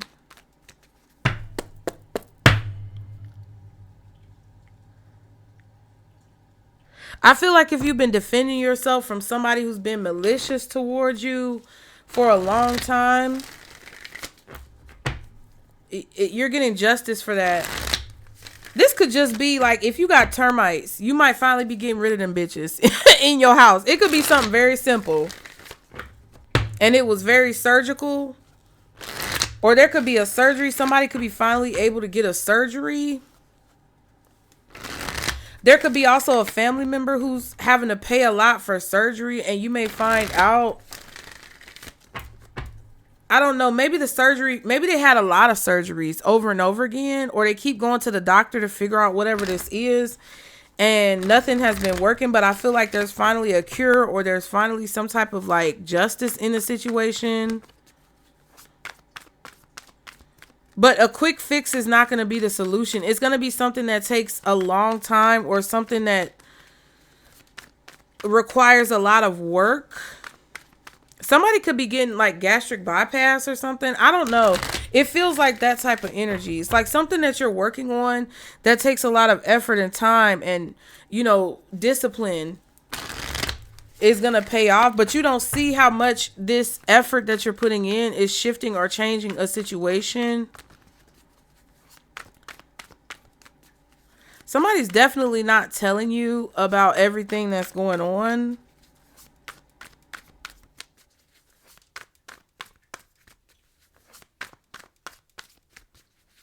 I feel like somebody's been discussing some type of abuse for a really long time, or they've been discussing some type of medical malpractice or something like that for a very long time. Or some type of corruption, some type of like I feel like somebody's finding out about a person. I really feel this energy of somebody hanging in a person's basement. It's so weird. It's like the skeletons in their closet. It's not literal. It's metaphors that Spirit is showing me. It's like things that are secret and hidden in the... Things that are secret and hidden in the basement, in the attic, in the rafters, under the stairs, in the floorboards. You get what I'm saying? Look what just flipped out. The World. Ooh, Temperance, the Ten of Swords, and the Queen of Wands. Look at that shit right there. Ooh. Sagittarius feminine energy. There could be a Sagittarius feminine. Again, the fixed energy of the World, which would be Aquarius, Scorpio, Taurus, and Leo. There's a change or a cycle, a shift. There's a change that's inevitable. There's a cycle that's ending that's inevitable. There's a shift that's happening that somebody cannot change, no matter how much they may want to. This is major. This is like somebody retiring after working somewhere for 50 years. Or 30, 40, 50 years. They've been working at the same place. Now they finally gonna retire. This could be somebody dying. This could be a person. Because I just found out yesterday or something like that my other aunt passed away. Because I remember I told y'all one of my aunts passed away. Now my other aunt passed away. And these were aunts, like this particular aunt I wasn't really that close to. But it's still like strange. Like it gives you that weird energy that it reminds you of your mortality. And it was just a weird situation. I won't go any deeper into it, but just trust me. There's some type of finality in a situation, like somebody getting fired, somebody retiring, somebody dying, someone graduating, someone, having a baby. You get what I'm saying? Like these are situations that are life-changing. It's the World card. It's a major cycle of your life coming to a close. And with the Temperance card, it's like Spirit is organizing these events to take place. And part of what this brings is a balancing out or a justice, an efficacy of fairness and balance in the universe for some type of betrayal that has taken place. Okay, the Four of Cups and the Page of Wands. This confirms it's like somebody is disappointed about the outcome of a situation or how something is turning out. Or they're wanting something that they can't have. They're dreaming of something that they don't have. They're unappreciative and ungrateful for what they have because they still want something else. It's like they could also be in a position where they're not sure if they can believe somebody's desire to maybe reconcile or have peace. I don't know. Somebody's just not happy about the way something has ended. They wish it would have ended a different way, or they wish it would have gone a different way, or maybe they wish they would have done something differently. I feel like somebody betrayed this Queen of Wands. There is an ending to a major cycle where for a long time somebody's been causing delays through this Ten of Swords, possibly to this Queen of Wands, or this Queen of Wands is the one doing it, child. There could be a fire sign woman here with a fire sign child. You may have fire in your chart and your child could be a fire sign. I don't know how this is playing out, but I do know that someone doesn't appreciate a good thing that's happening here, whether they're missing out on their own blessings because they're unappreciative and ungrateful, or whether something good is happening for you and it doesn't really benefit them. Because now a cycle that benefited them in the past is over, and it's like they're wishing for that old thing back, possibly wanting to reconcile, make up for some type of betrayal that they could have exhibited towards you or towards someone else who is on your team.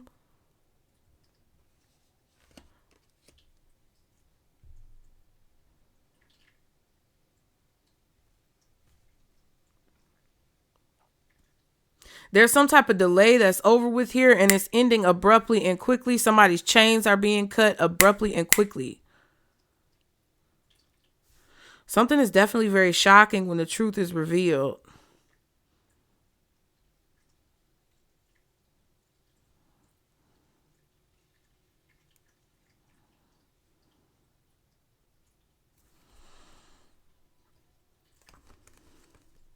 And this message is either about this information, this message, this confirmation, this correspondence is either about the King of Swords or it's coming from a King of Swords. And Hangman again. This is what I feel like a lot of y'all been waiting on. This is kind of like a bittersweet situation.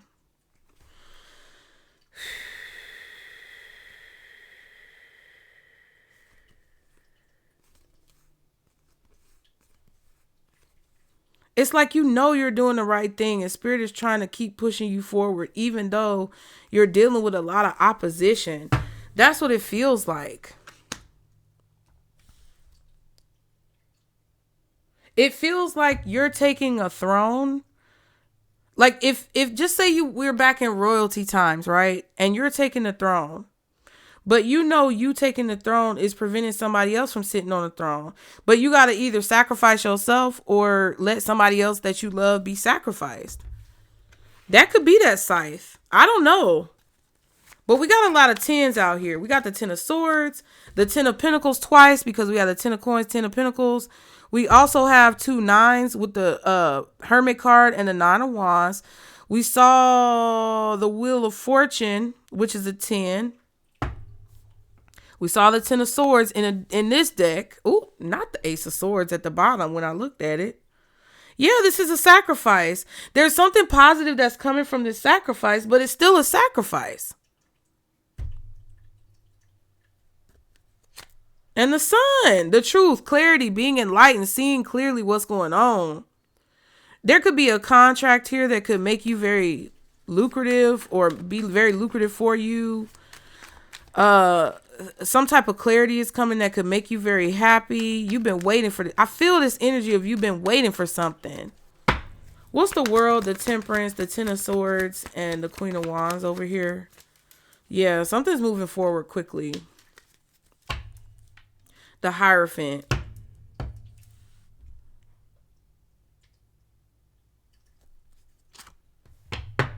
Yeah, it's like somebody is upset that you're committed to move forward or you're committed to the decision that you made. It's kind of like somebody's asking you, like, are you sure? Because they're disappointed with the way things are turning out because you've decided to make this commitment, or you've decided to take this job, or you've decided to buy this house, or you've decided to set a boundary. It's like,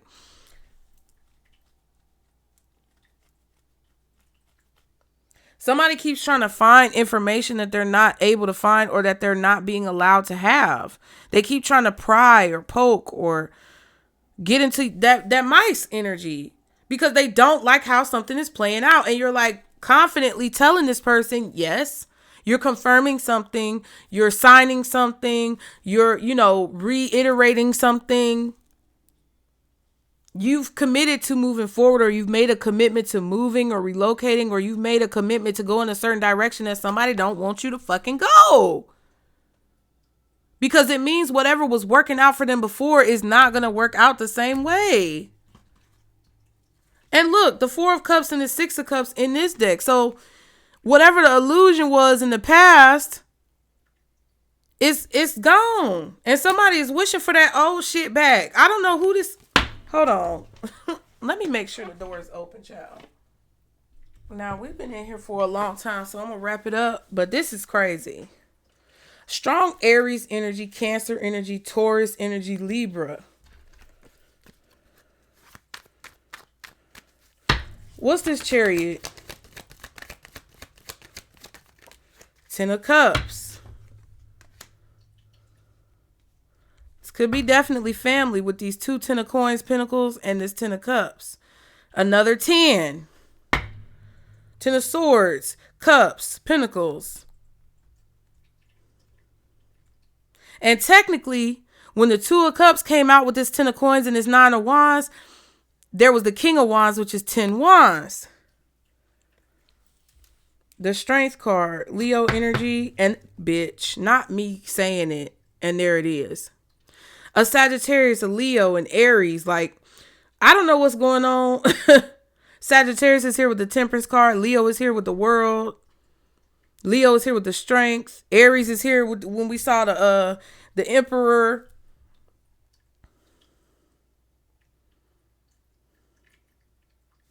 I don't know if your family was trying to get you to do something, force you to do something.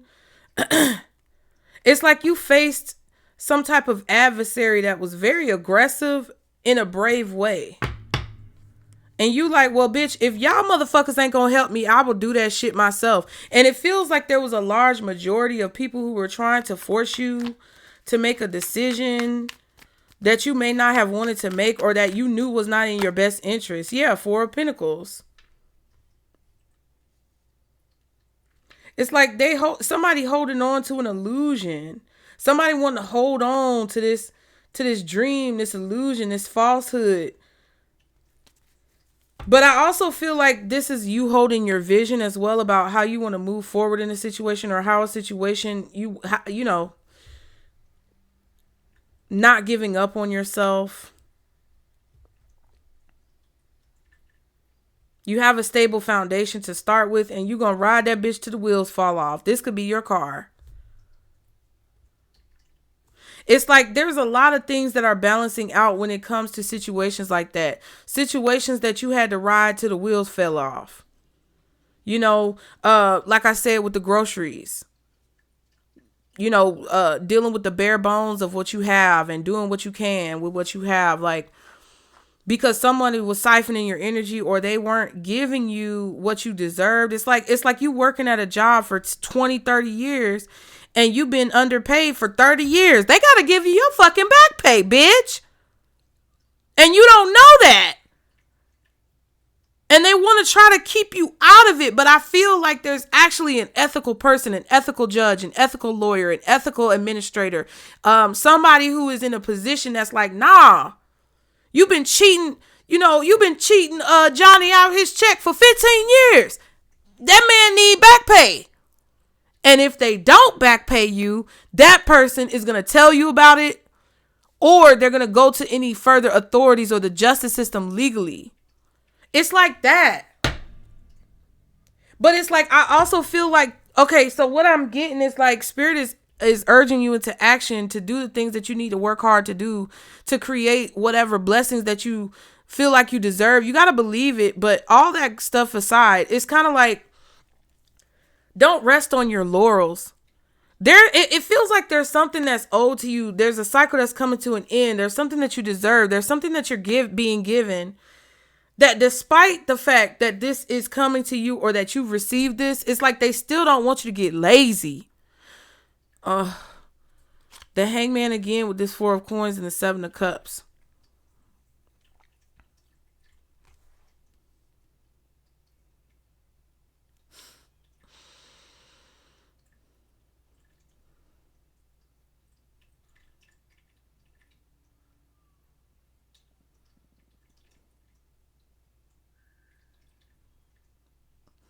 You got to choose. You got to make a choice. Are you going to be brave in a situation? Are you going to do something even if you do it by yourself, even if nobody supports you?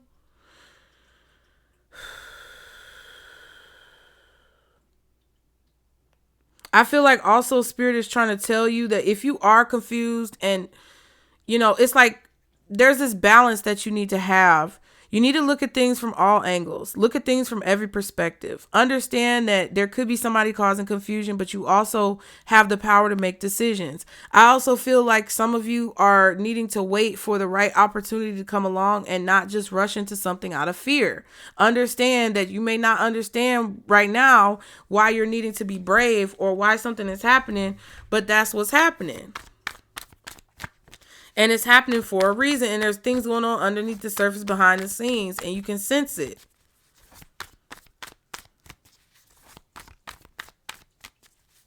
There's definitely somebody who is holding on to an illusion or wanting to keep you trapped in a position that they can't keep you trapped in. And they think that they can. I don't know what the fuck. Anything else that I'm missing in this situation? I just said it. 4 of Coins reverse. Somebody's a stingy bitch. And they're really not that as experienced as they think. I don't know what this is. But this is the 4 of Coins reversed. And when you have this card upright, it's a traveler. It's a merchant. It's somebody who is... They're not going to just give away their products or... I don't know. It's like... It's weird. 3 of Wands. And then there's a ship on this card in the background, but there's a ship coming in or going out right here. Which one? I don't know. It looks like it's coming in. It's like you're expecting something, but I feel like spirit, this is advice. We got it back. We got it all discombobulated, but whatever. It's like you're waiting for something. You're expecting something. And I do feel like there's a potential to where it could happen, but also it's like spirit doesn't want you to wait on it. 2 of Swords. It's like you could be in this position where you're holding on to this perfect outcome and spirit is like, no, don't hold on to this perfect outcome. Look at the reality of what's going on right now and be grateful for whatever is going on. Handle it accordingly. Handle your business. Okay?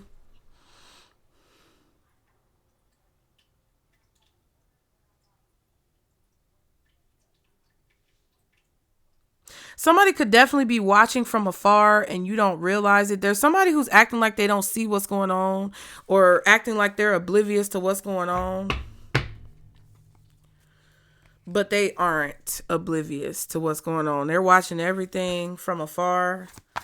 They're acting like they've let go of a situation. They're acting like they've let go of something or they've gotten over something, but they're still holding a grudge. But they're acting like they've moved on. They could be trying to plot on you. Just be mindful. What's the 4 of Coins in reverse? Oh, Lord. The Ace of Cups reverse. Somebody hates your guts. This could also be a situation where you don't feel no way. I feel like a lot of you guys have released something And you're no longer waiting for somebody to apologize. You're no longer waiting for them to do right. You're no longer waiting for them to, expecting something to come through. It's like you just let it go. You really have let it go. You don't feel no way about it. Ace of Cups reversed. 9 of Swords, 3 of Cups. Anxiety, fear, unhappiness, shame, guilt, bullying, intimidation, nightmares, fears. The devil lurking over your shoulder, because that's the devil card. But it's also like the demented fool card as well. It's like you could be anxious about somebody lurking and ruining something good for you, ruining your new beginning because they hate you. And I kind of feel like this could be also an Aries born in March, a Pisces, March Pisces. By the time Aries or Pisces season comes around in March as well.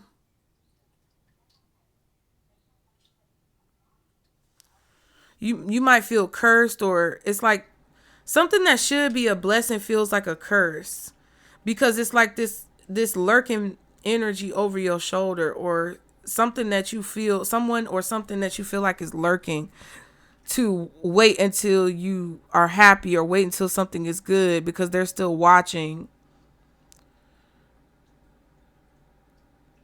And then it's like then they're gonna strike or something like that. I'm getting that type of energy. So that could actually be happening, or that could be something that you're afraid of. 6 of Wands and the Star card. Wow. This could be somebody who has fame. We have the World card here as well. I feel like the world is putting the pieces of the puzzle together, or people in your community, people who know of your situation. I don't know what this is, but it kind of feels like a large group of people are putting the pieces together about a person who's in the public eye, or it doesn't have to be fame. It could literally be whoever the focal point of this reading is. So that could be you. Like whoever everyone is focusing on, they're starting to put the pieces together about a person's like hatred towards that person, and the fact that they really haven't let it go. This could be you. This could be someone else. 8 of Coins and the 6 of Cups. Yeah. Somebody working on something, putting the work in, putting the effort in on something that they dream to be able to achieve. That they've put the work and the effort in for a long time. This is something that could be involving a person's legacy, being able to take care of their children, a hope, a dream, a childhood wish that they had. 6 of Wands, 6 of Cups. Somebody working on something since they were a kid, or dreaming about something since they were young. Something that somebody is very good at as well. This could also be your career being protected.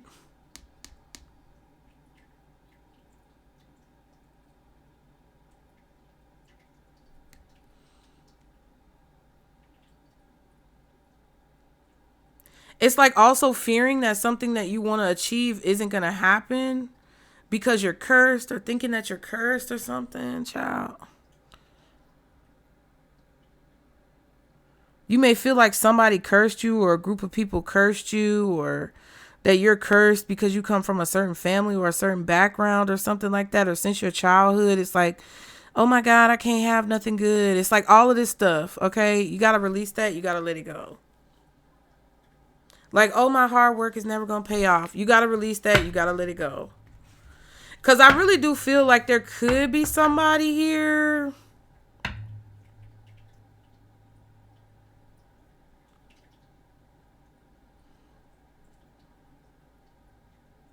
that could be causing a problem.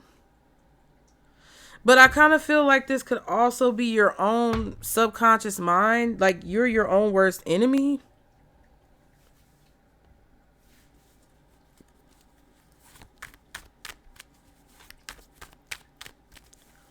What's this Star, 6 of Wands, and Ace of Cups reversed? The World. Oh my God. Yeah, I feel like Spirit is saying the more you hold on to some dream or goal or wish that you have and believe that it's possible and just focus on that, the sooner something can shift and change. Yeah, the Wheel of Fortune, that fixed energy. It's like fixating your focus, holding your vision, locking in on the target. Boom. And seeing it clearly and removing any obstructions that could possibly get in your way. So if that's a literal person, like that's what I'm saying. Like I feel like y'all could have a literal person trying to cause obstructions. They're about to get pew. Spirit is about to play target practice with this motherfucker metaphorically. And if somebody just refuses to let you go and wants to control every aspect of your life, I feel like they're being removed from your life. But I also feel like the more you focus on what they're doing, the more you're focusing on the fact that you won't be able to do something because of their actions, right? And that's not believing in yourself. That's actually self-sabotaging in a way. What else? Maybe this is what you realize during the full moon. I be so lost in the sauce, child. Here go the graduation card. But I be so lost in the sauce. This could be what you kind of overcame during this full moon. It kind of knocked your ass back into alignment or something. Kicked you in gear, put a fire under your butt, makes you feel like you needed to go on and stay consistent. What else do members need to know? Okay, take off and squad. Not take off, lift off. Okay. Amigos. The three amigos, the three amigos, take off, offset. What's the other one's name? Shit. Uh-oh. I know what it is, but I'm channeling and I can't think of it. And that don't be happening for no reason, y'all.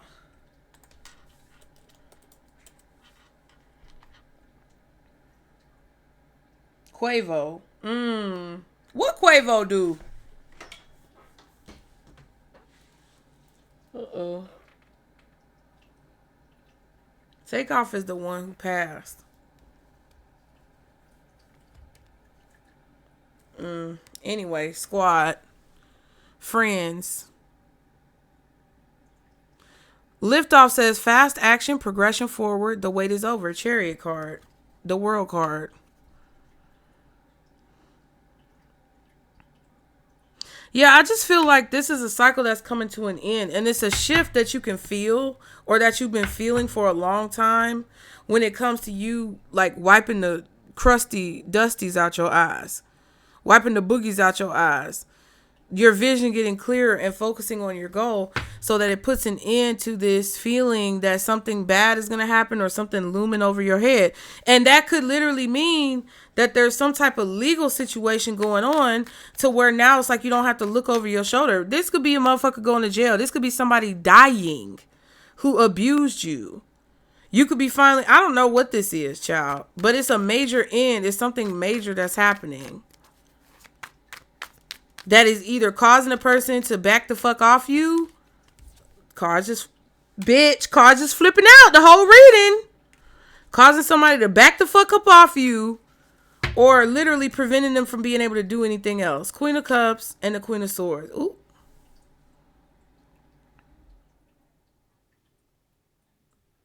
I feel like you're moving forward in a very blunt and precise way. Like it's not a blunt, it's blunt like you're just saying how you feel, but it's sharp because that mouth is your mouth ain't nothing to be played with, bro.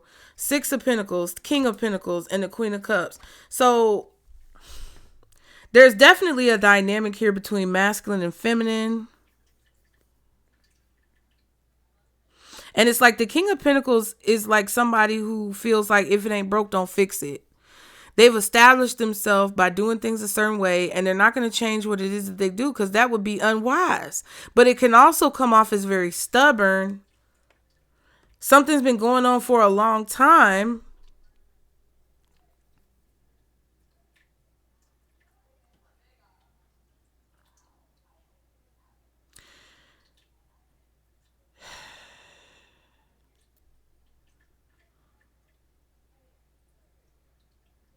There could also be somebody breadcrumbing you, delaying your progress. That's kind of what it feels. It's like somebody think that things just gonna be the same way that they always been, and I just don't think it's that way.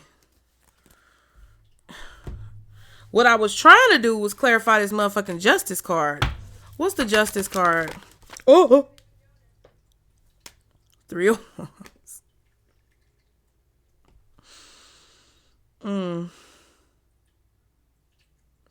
It's like I feel like you kind of were expecting this, but then at the same time, you kind of weren't expecting this. Okay, 9 of Pentacles, 9 of Cups. Okay. I told you that codependency, that devil energy is changing. We saw that at the beginning with the devil card and the death card. It's like you may expect something, but you don't expect this. You may feel something coming, but you didn't know it was this. But I feel like this is bringing you independence. This is making you really happy. This definitely could be a large payment of some kind. I don't know.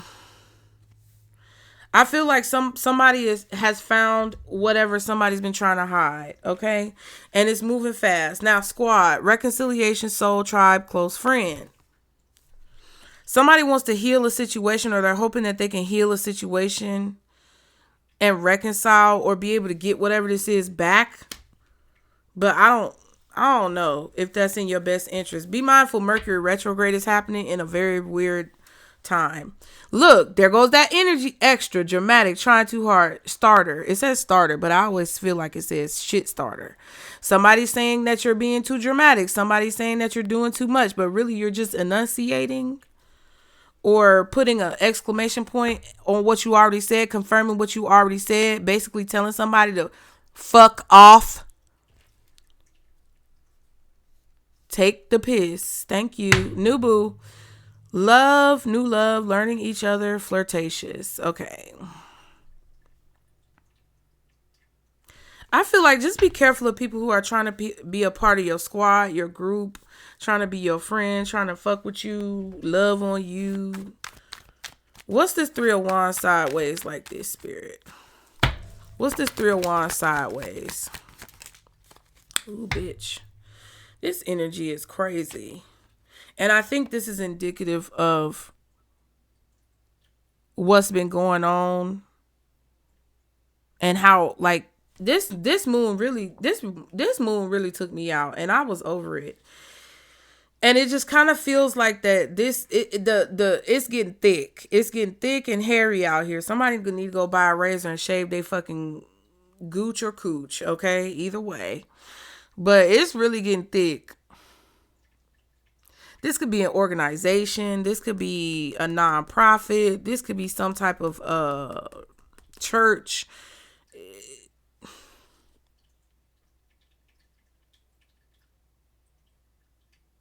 Somebody's been stealing.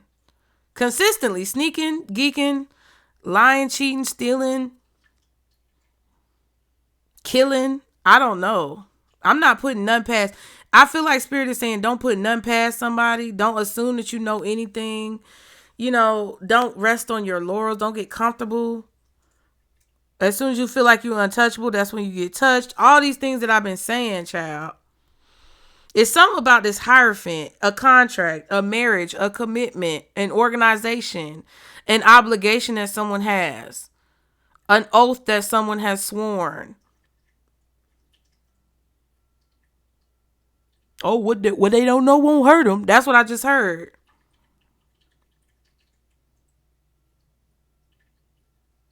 Somebody lying under oath. I'm going to tell a lie under oath. It's something about the future. It's something about the future, but it's like the future is now. It's like, it's weird.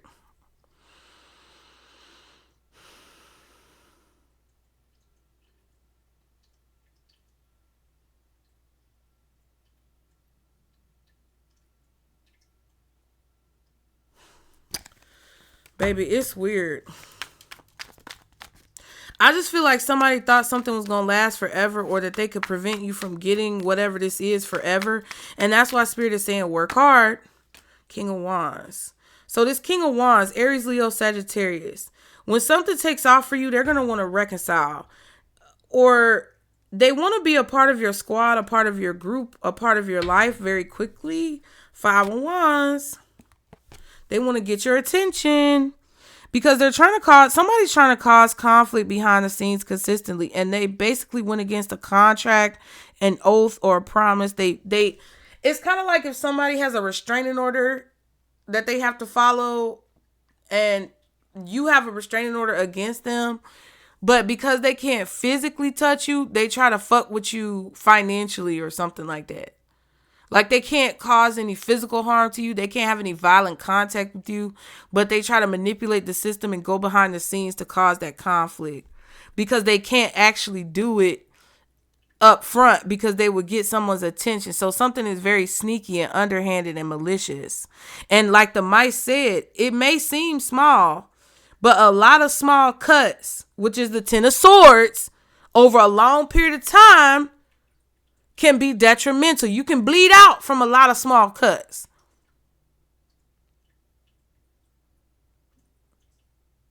Something can be very permanent from a very small needle. Tattoos. Right?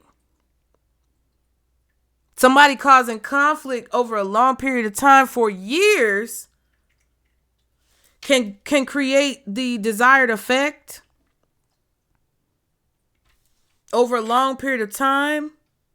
So this can also be applicable to whatever you have going on. So small baby steps over a long period of time can yield a lot of progress.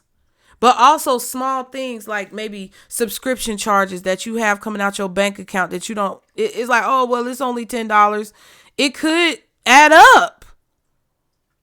Don't let these things siphon your energy. And that's why I tell y'all, even with me, I might release this to everybody, y'all. I'm going to be honest with you because I don't know if I'm going to be able to do a circumference reading today after all this.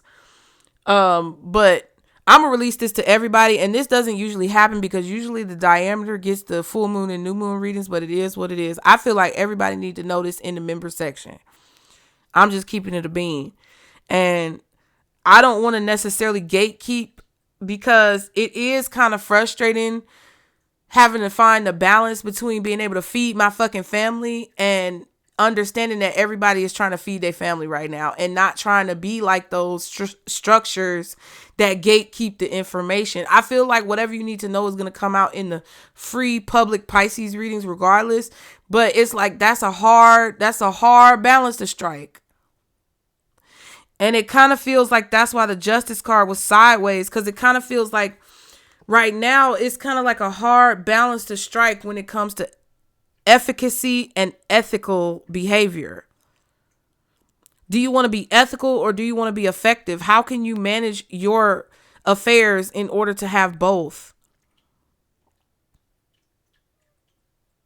And there are going to be a lot of questions. There are a lot of questions that are already being presented and posed that show and illustrate the metaphor that Spirit is trying to show us when it comes to those things. Look at the White House and how almost all of the news media walked out because of what was being asked of them. And they chose efficacy over, they chose ethics over efficacy or whatever. I don't know how to say it. They chose their morals. And they said, fuck this bitch. We finna be out. Let me go on ahead and grab my shit and head on out. Look at the sale of EA to Saudi Arabia. Where all these content creators, at least from my perspective, the Sims community is in shambles, bitch. The bitches is tussling. And everybody don't know what to do because they're like, what the fuck? Then you think about how the backlash of all them comedians going to Saudi Arabia for that comedy tour. It's a lot of ethical questions that we are being asked to make. And I feel like that's why the Hierophant kept coming out.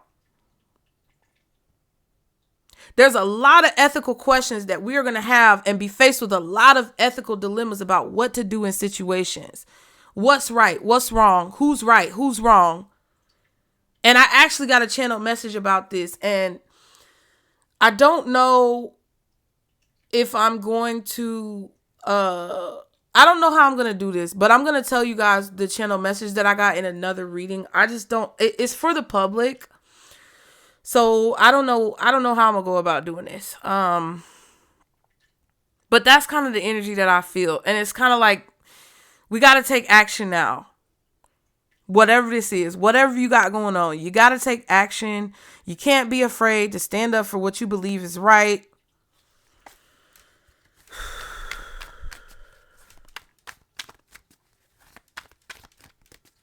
I just, I would just be very mindful of who you allow in your space, in your sacred space. Three of Swords. Somebody could be lying. Because somebody could be a Leo who was a liar. A lion. All right. Clock the T, bitch. King of Cups.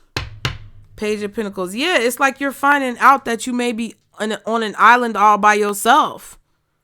Because a lot of these decisions, see, and I feel like you're making ethical decisions, which is reinforcing and solidifying your safe, sacred space, your security and stability. And people are upset because I feel like some of you are going to be in a position where the decisions that you've been called to make now, the action that Spirit has asked you to take now, is going to benefit you in the future. And you need to be very careful of people trying to come in and snatch what you worked hard for. You need to be very mindful of people who are angry that you chose the right decision, whatever that may be. I can't tell you what it is. And it really feels like there's going to be a situation where people are going to try to either, like, it kind of feels like they're going to try to harvest your crops. If you have land where you've been growing a garden, you may need to put a little electric fence around that bitch. Shock them hoes. Because is that ethical? It might not be considered ethical, but if motherfuckers want to come and steal your crops in a time where they had an opportunity to plant gardens but didn't take the opportunity, hold on, but they want to come and steal your crops, that's fuck shit. Child, this must be something serious, child. Whew. This must be something serious. It's a blowout. It's a blowout, bitch. It's a blowout. It's a blowout. I might even release this to the public. I'm gonna be honest with you. I don't know. I'm gonna pray on it.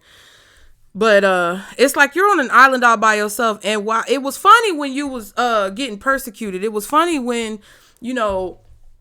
you were being made fun of and bullied. But now that you smart, now that you look smart, people starting to get mad, right? It's some people that's like, oh, let me give them their flowers and shut the fuck up.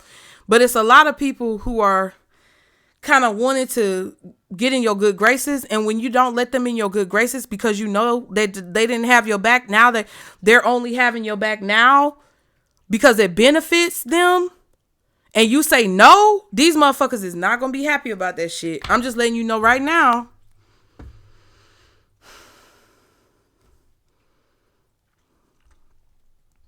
Somebody is only around you because now something is working out for you or taking out for you. And it could be as simple as you planting a garden in your front or backyard.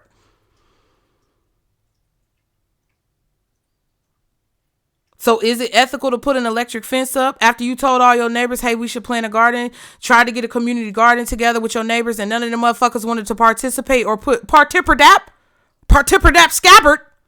No, it was jumbled up. They thought you was talking nonsense. That was that meme where that man said when he ain't got his glasses on, it sounded like people talking in different languages. I think that's what that meme was a long time ago. Nobody wanted to participate. Every time I say participate, I think of that meme. Nobody wanted to contribute to this business. Nobody wanted to participate in this community garden. Nobody wanted to listen to you when you said, don't get the jab. The jibby jab. Jimmy Johns? Nobody wanted to listen to what you had to say. But now that you're not looking so crazy, they was still always hovering around in the background to see if whatever you were doing was going to be successful. And now that something is opening up for you because you dug deep or you're digging deep or you're doing the work, now they want to benefit off the work that you did on your back. Nah, bitch. Now that the crops coming in and you see the crops coming in and you starting to pick them, it's people coming around every now. Hey, can I get $10? can I borrow this? Can I borrow that? And then slowly but surely, this don't come back. That don't come back. It end up going missing. They can't find it. Now they need $20. Now they need $30. No, the bank is closed, bitch. Listen, maybe you got some loans. And now people can't get no loan. I don't know what this is, y'all. But I know that you're going to see the signs of somebody lying or not being genuine or authentic when it comes to their desire to squad up with you, reconcile with you, be close with you. All skin folk ain't kinfolk. One more card for this King of Wands, Three of Swords, lift off and squad, King of Cups. This could be anybody though, to be honest with you. Hangman and the Devil. Ooh.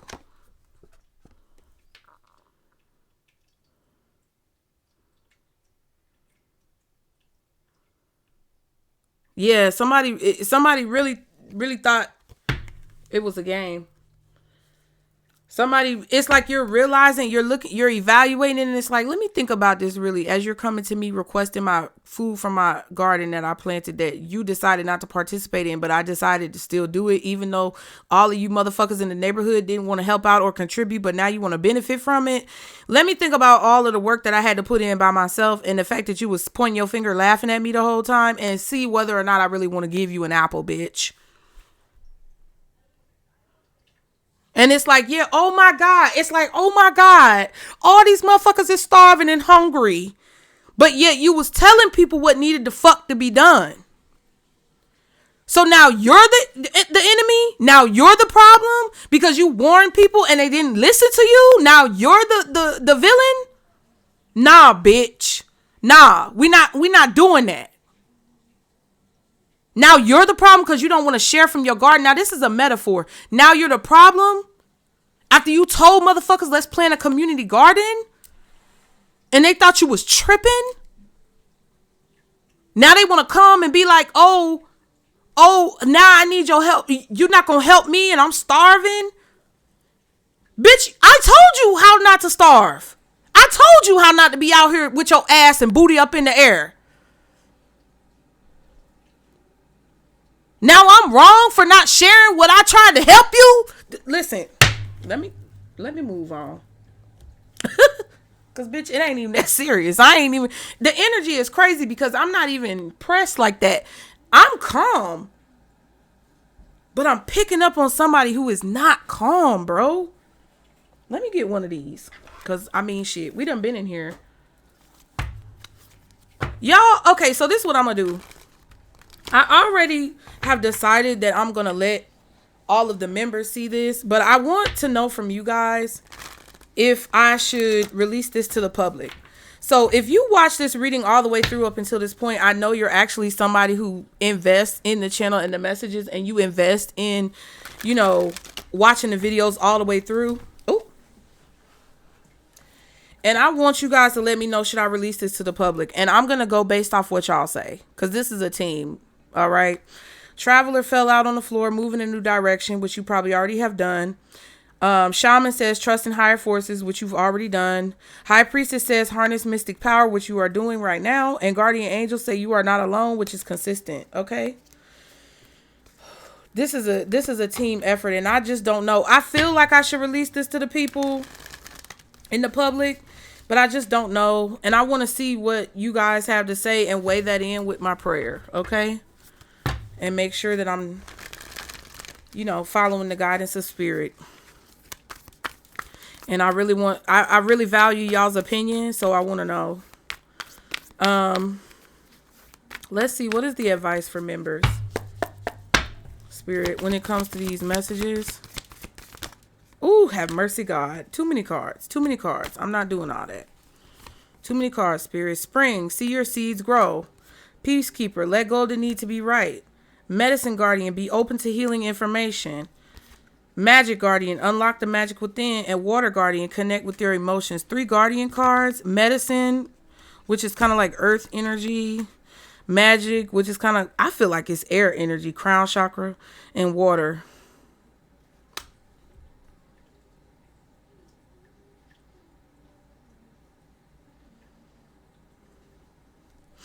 I feel like if you feel like you should help somebody, help them. I'm not saying don't help nobody, but I do feel warrior, be fearless and stand strong.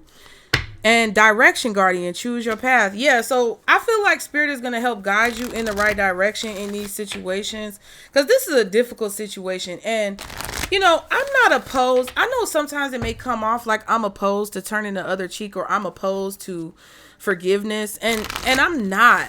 What the thing about it though is that if somebody has shown you who the fuck they are, and they've shown no signs of stopping.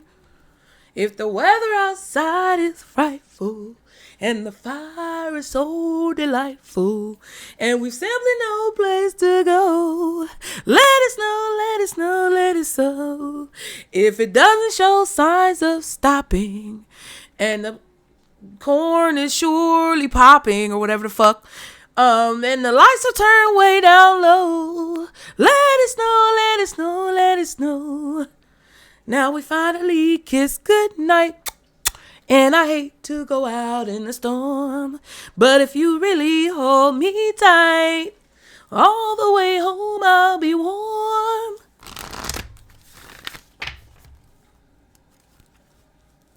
It's like, don't come out of your sacred space. Don't open up your sacred space. Don't put yourself in a vulnerable position for somebody who wouldn't give you the shirt off their back. They wouldn't piss on you if you was on fire. That's my point. You get what I'm saying? It's cool. Forgiveness is cool. Feeding the children is cool. If a child ever came to me hungry or homeless, I would do everything I could to help that child. But if that child is got a demon on them and they gonna tank my kids and they take my kindness for weakness, I'm gonna kick their bitch ass out on the street. I don't give a fuck. Let it be controversial or not. I don't fucking care. And it's not a situation where I don't want to see people heal. But again, I said what the fuck I said. And if you got any iota of common sense, you're going to understand what I'm saying. And if you are insistent upon misunderstanding me, then bye. Have a nice day, ho. Fuck. What's the advice?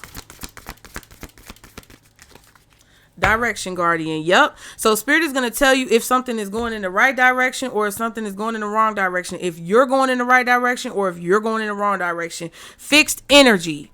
The Lion, Leo, Aquarius, Taurus, and Scorpio.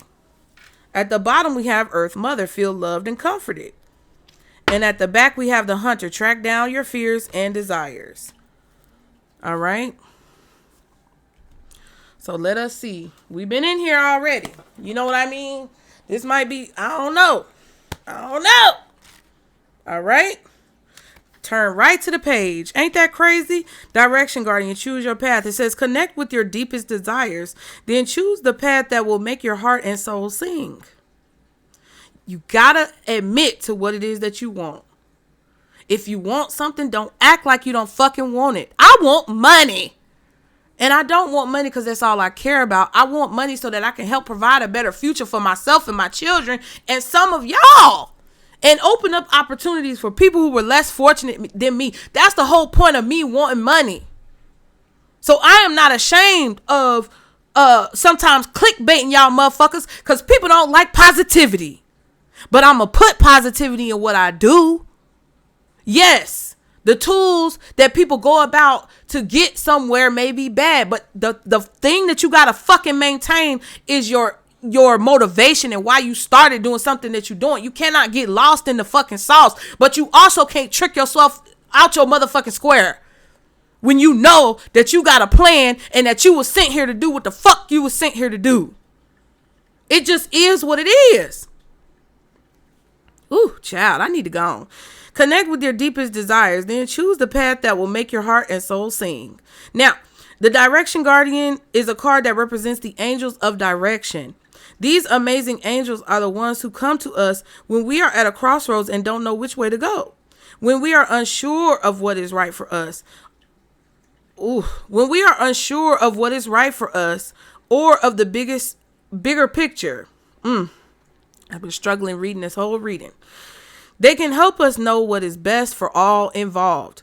The Direction Guardian card refers to the vision of the Hebrew prophet Ezekiel, who is said to have seen an angel with 4 different faces. One was a child, a cherub.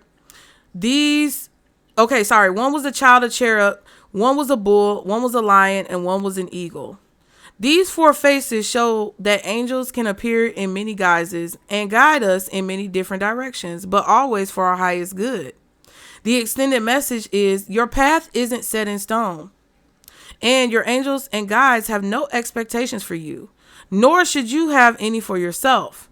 There are many directions you can take. None of them are wrong, as they all hold perfect opportunities to grow and to learn, but life is to be enjoyed and savored. So if you know that there's a decision to be made, and particularly if you are feeling indecisive, choose the path you know is going to make you light up, and choose with your heart.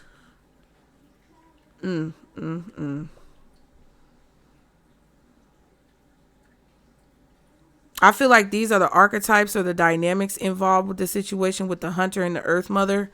You can go look up these cards for yourself. I'm done reading for this here day. For this here reading. I do think I might release this to the public just so you members know about putting things in the comments. This one may go out to the public, but what I also may do is upload a separate version. I may upload it twice and put this one in the member section. So you guys, that's what I'm going to do. I'm going to upload this twice, and I'm going to put the members one in the member section and put one out to the public and let it be a separate comment section, because I do like to maintain uniformity in these situations. But man, this shit is crazy. You may want to look up more about Ezekiel and what was associated with that energy. But boy, this could be a difficult decision. And I think that's why the Justice card and all these cards came out sideways. I'm like, what the fuck is going on?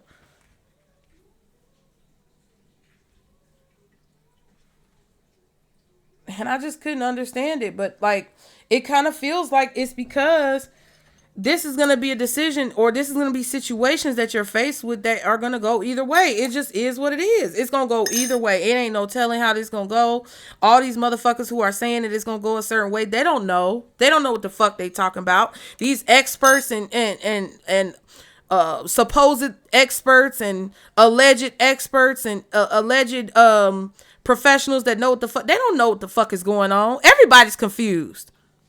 So the best thing that you can do is do what your heart is telling you to do. The best thing that you can do is follow your intuition. And goddamn it, I said what I said. Please like and subscribe to continue to catch the vibe. If this is going public, it's going to be the same recording. If you're watching the members version, thank you so much, members, for being here. If you're watching the public version and you found something beneficial, please consider donating through PayPal, Venmo, or Zelle. It is very helpful right now.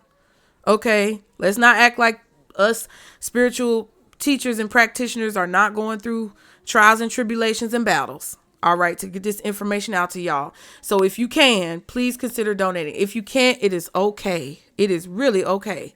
I don't want you to feel obligated or pressured. That is not the point of what I'm saying. But I do have to be real about it. Okay. But what you can do is make sure you engage with the content. Send this to someone who you think may need to hear it. Like the video, subscribe, get in the comment section, share it, and do what you can. That's all I ask. And I love y'all. I really do. I appreciate you guys, especially shout out my members. I fuck with y'all heavy because I just sat here for almost 3 hours because I felt like this. That's why this reading has taken a long time to get out. It's like people who make content that take a lot of preparation and research and editing. It takes sometimes a long time for their content to get out, but the same level of energy goes into these readings, even if we're not doing it in the same way. And I think that's why it took me so long to get to this reading, because all of the energy had to be gathered. So I appreciate y'all's patience, and I just hope that it helped you in some way. Anyway, remember, this is our circle, booze. Bye.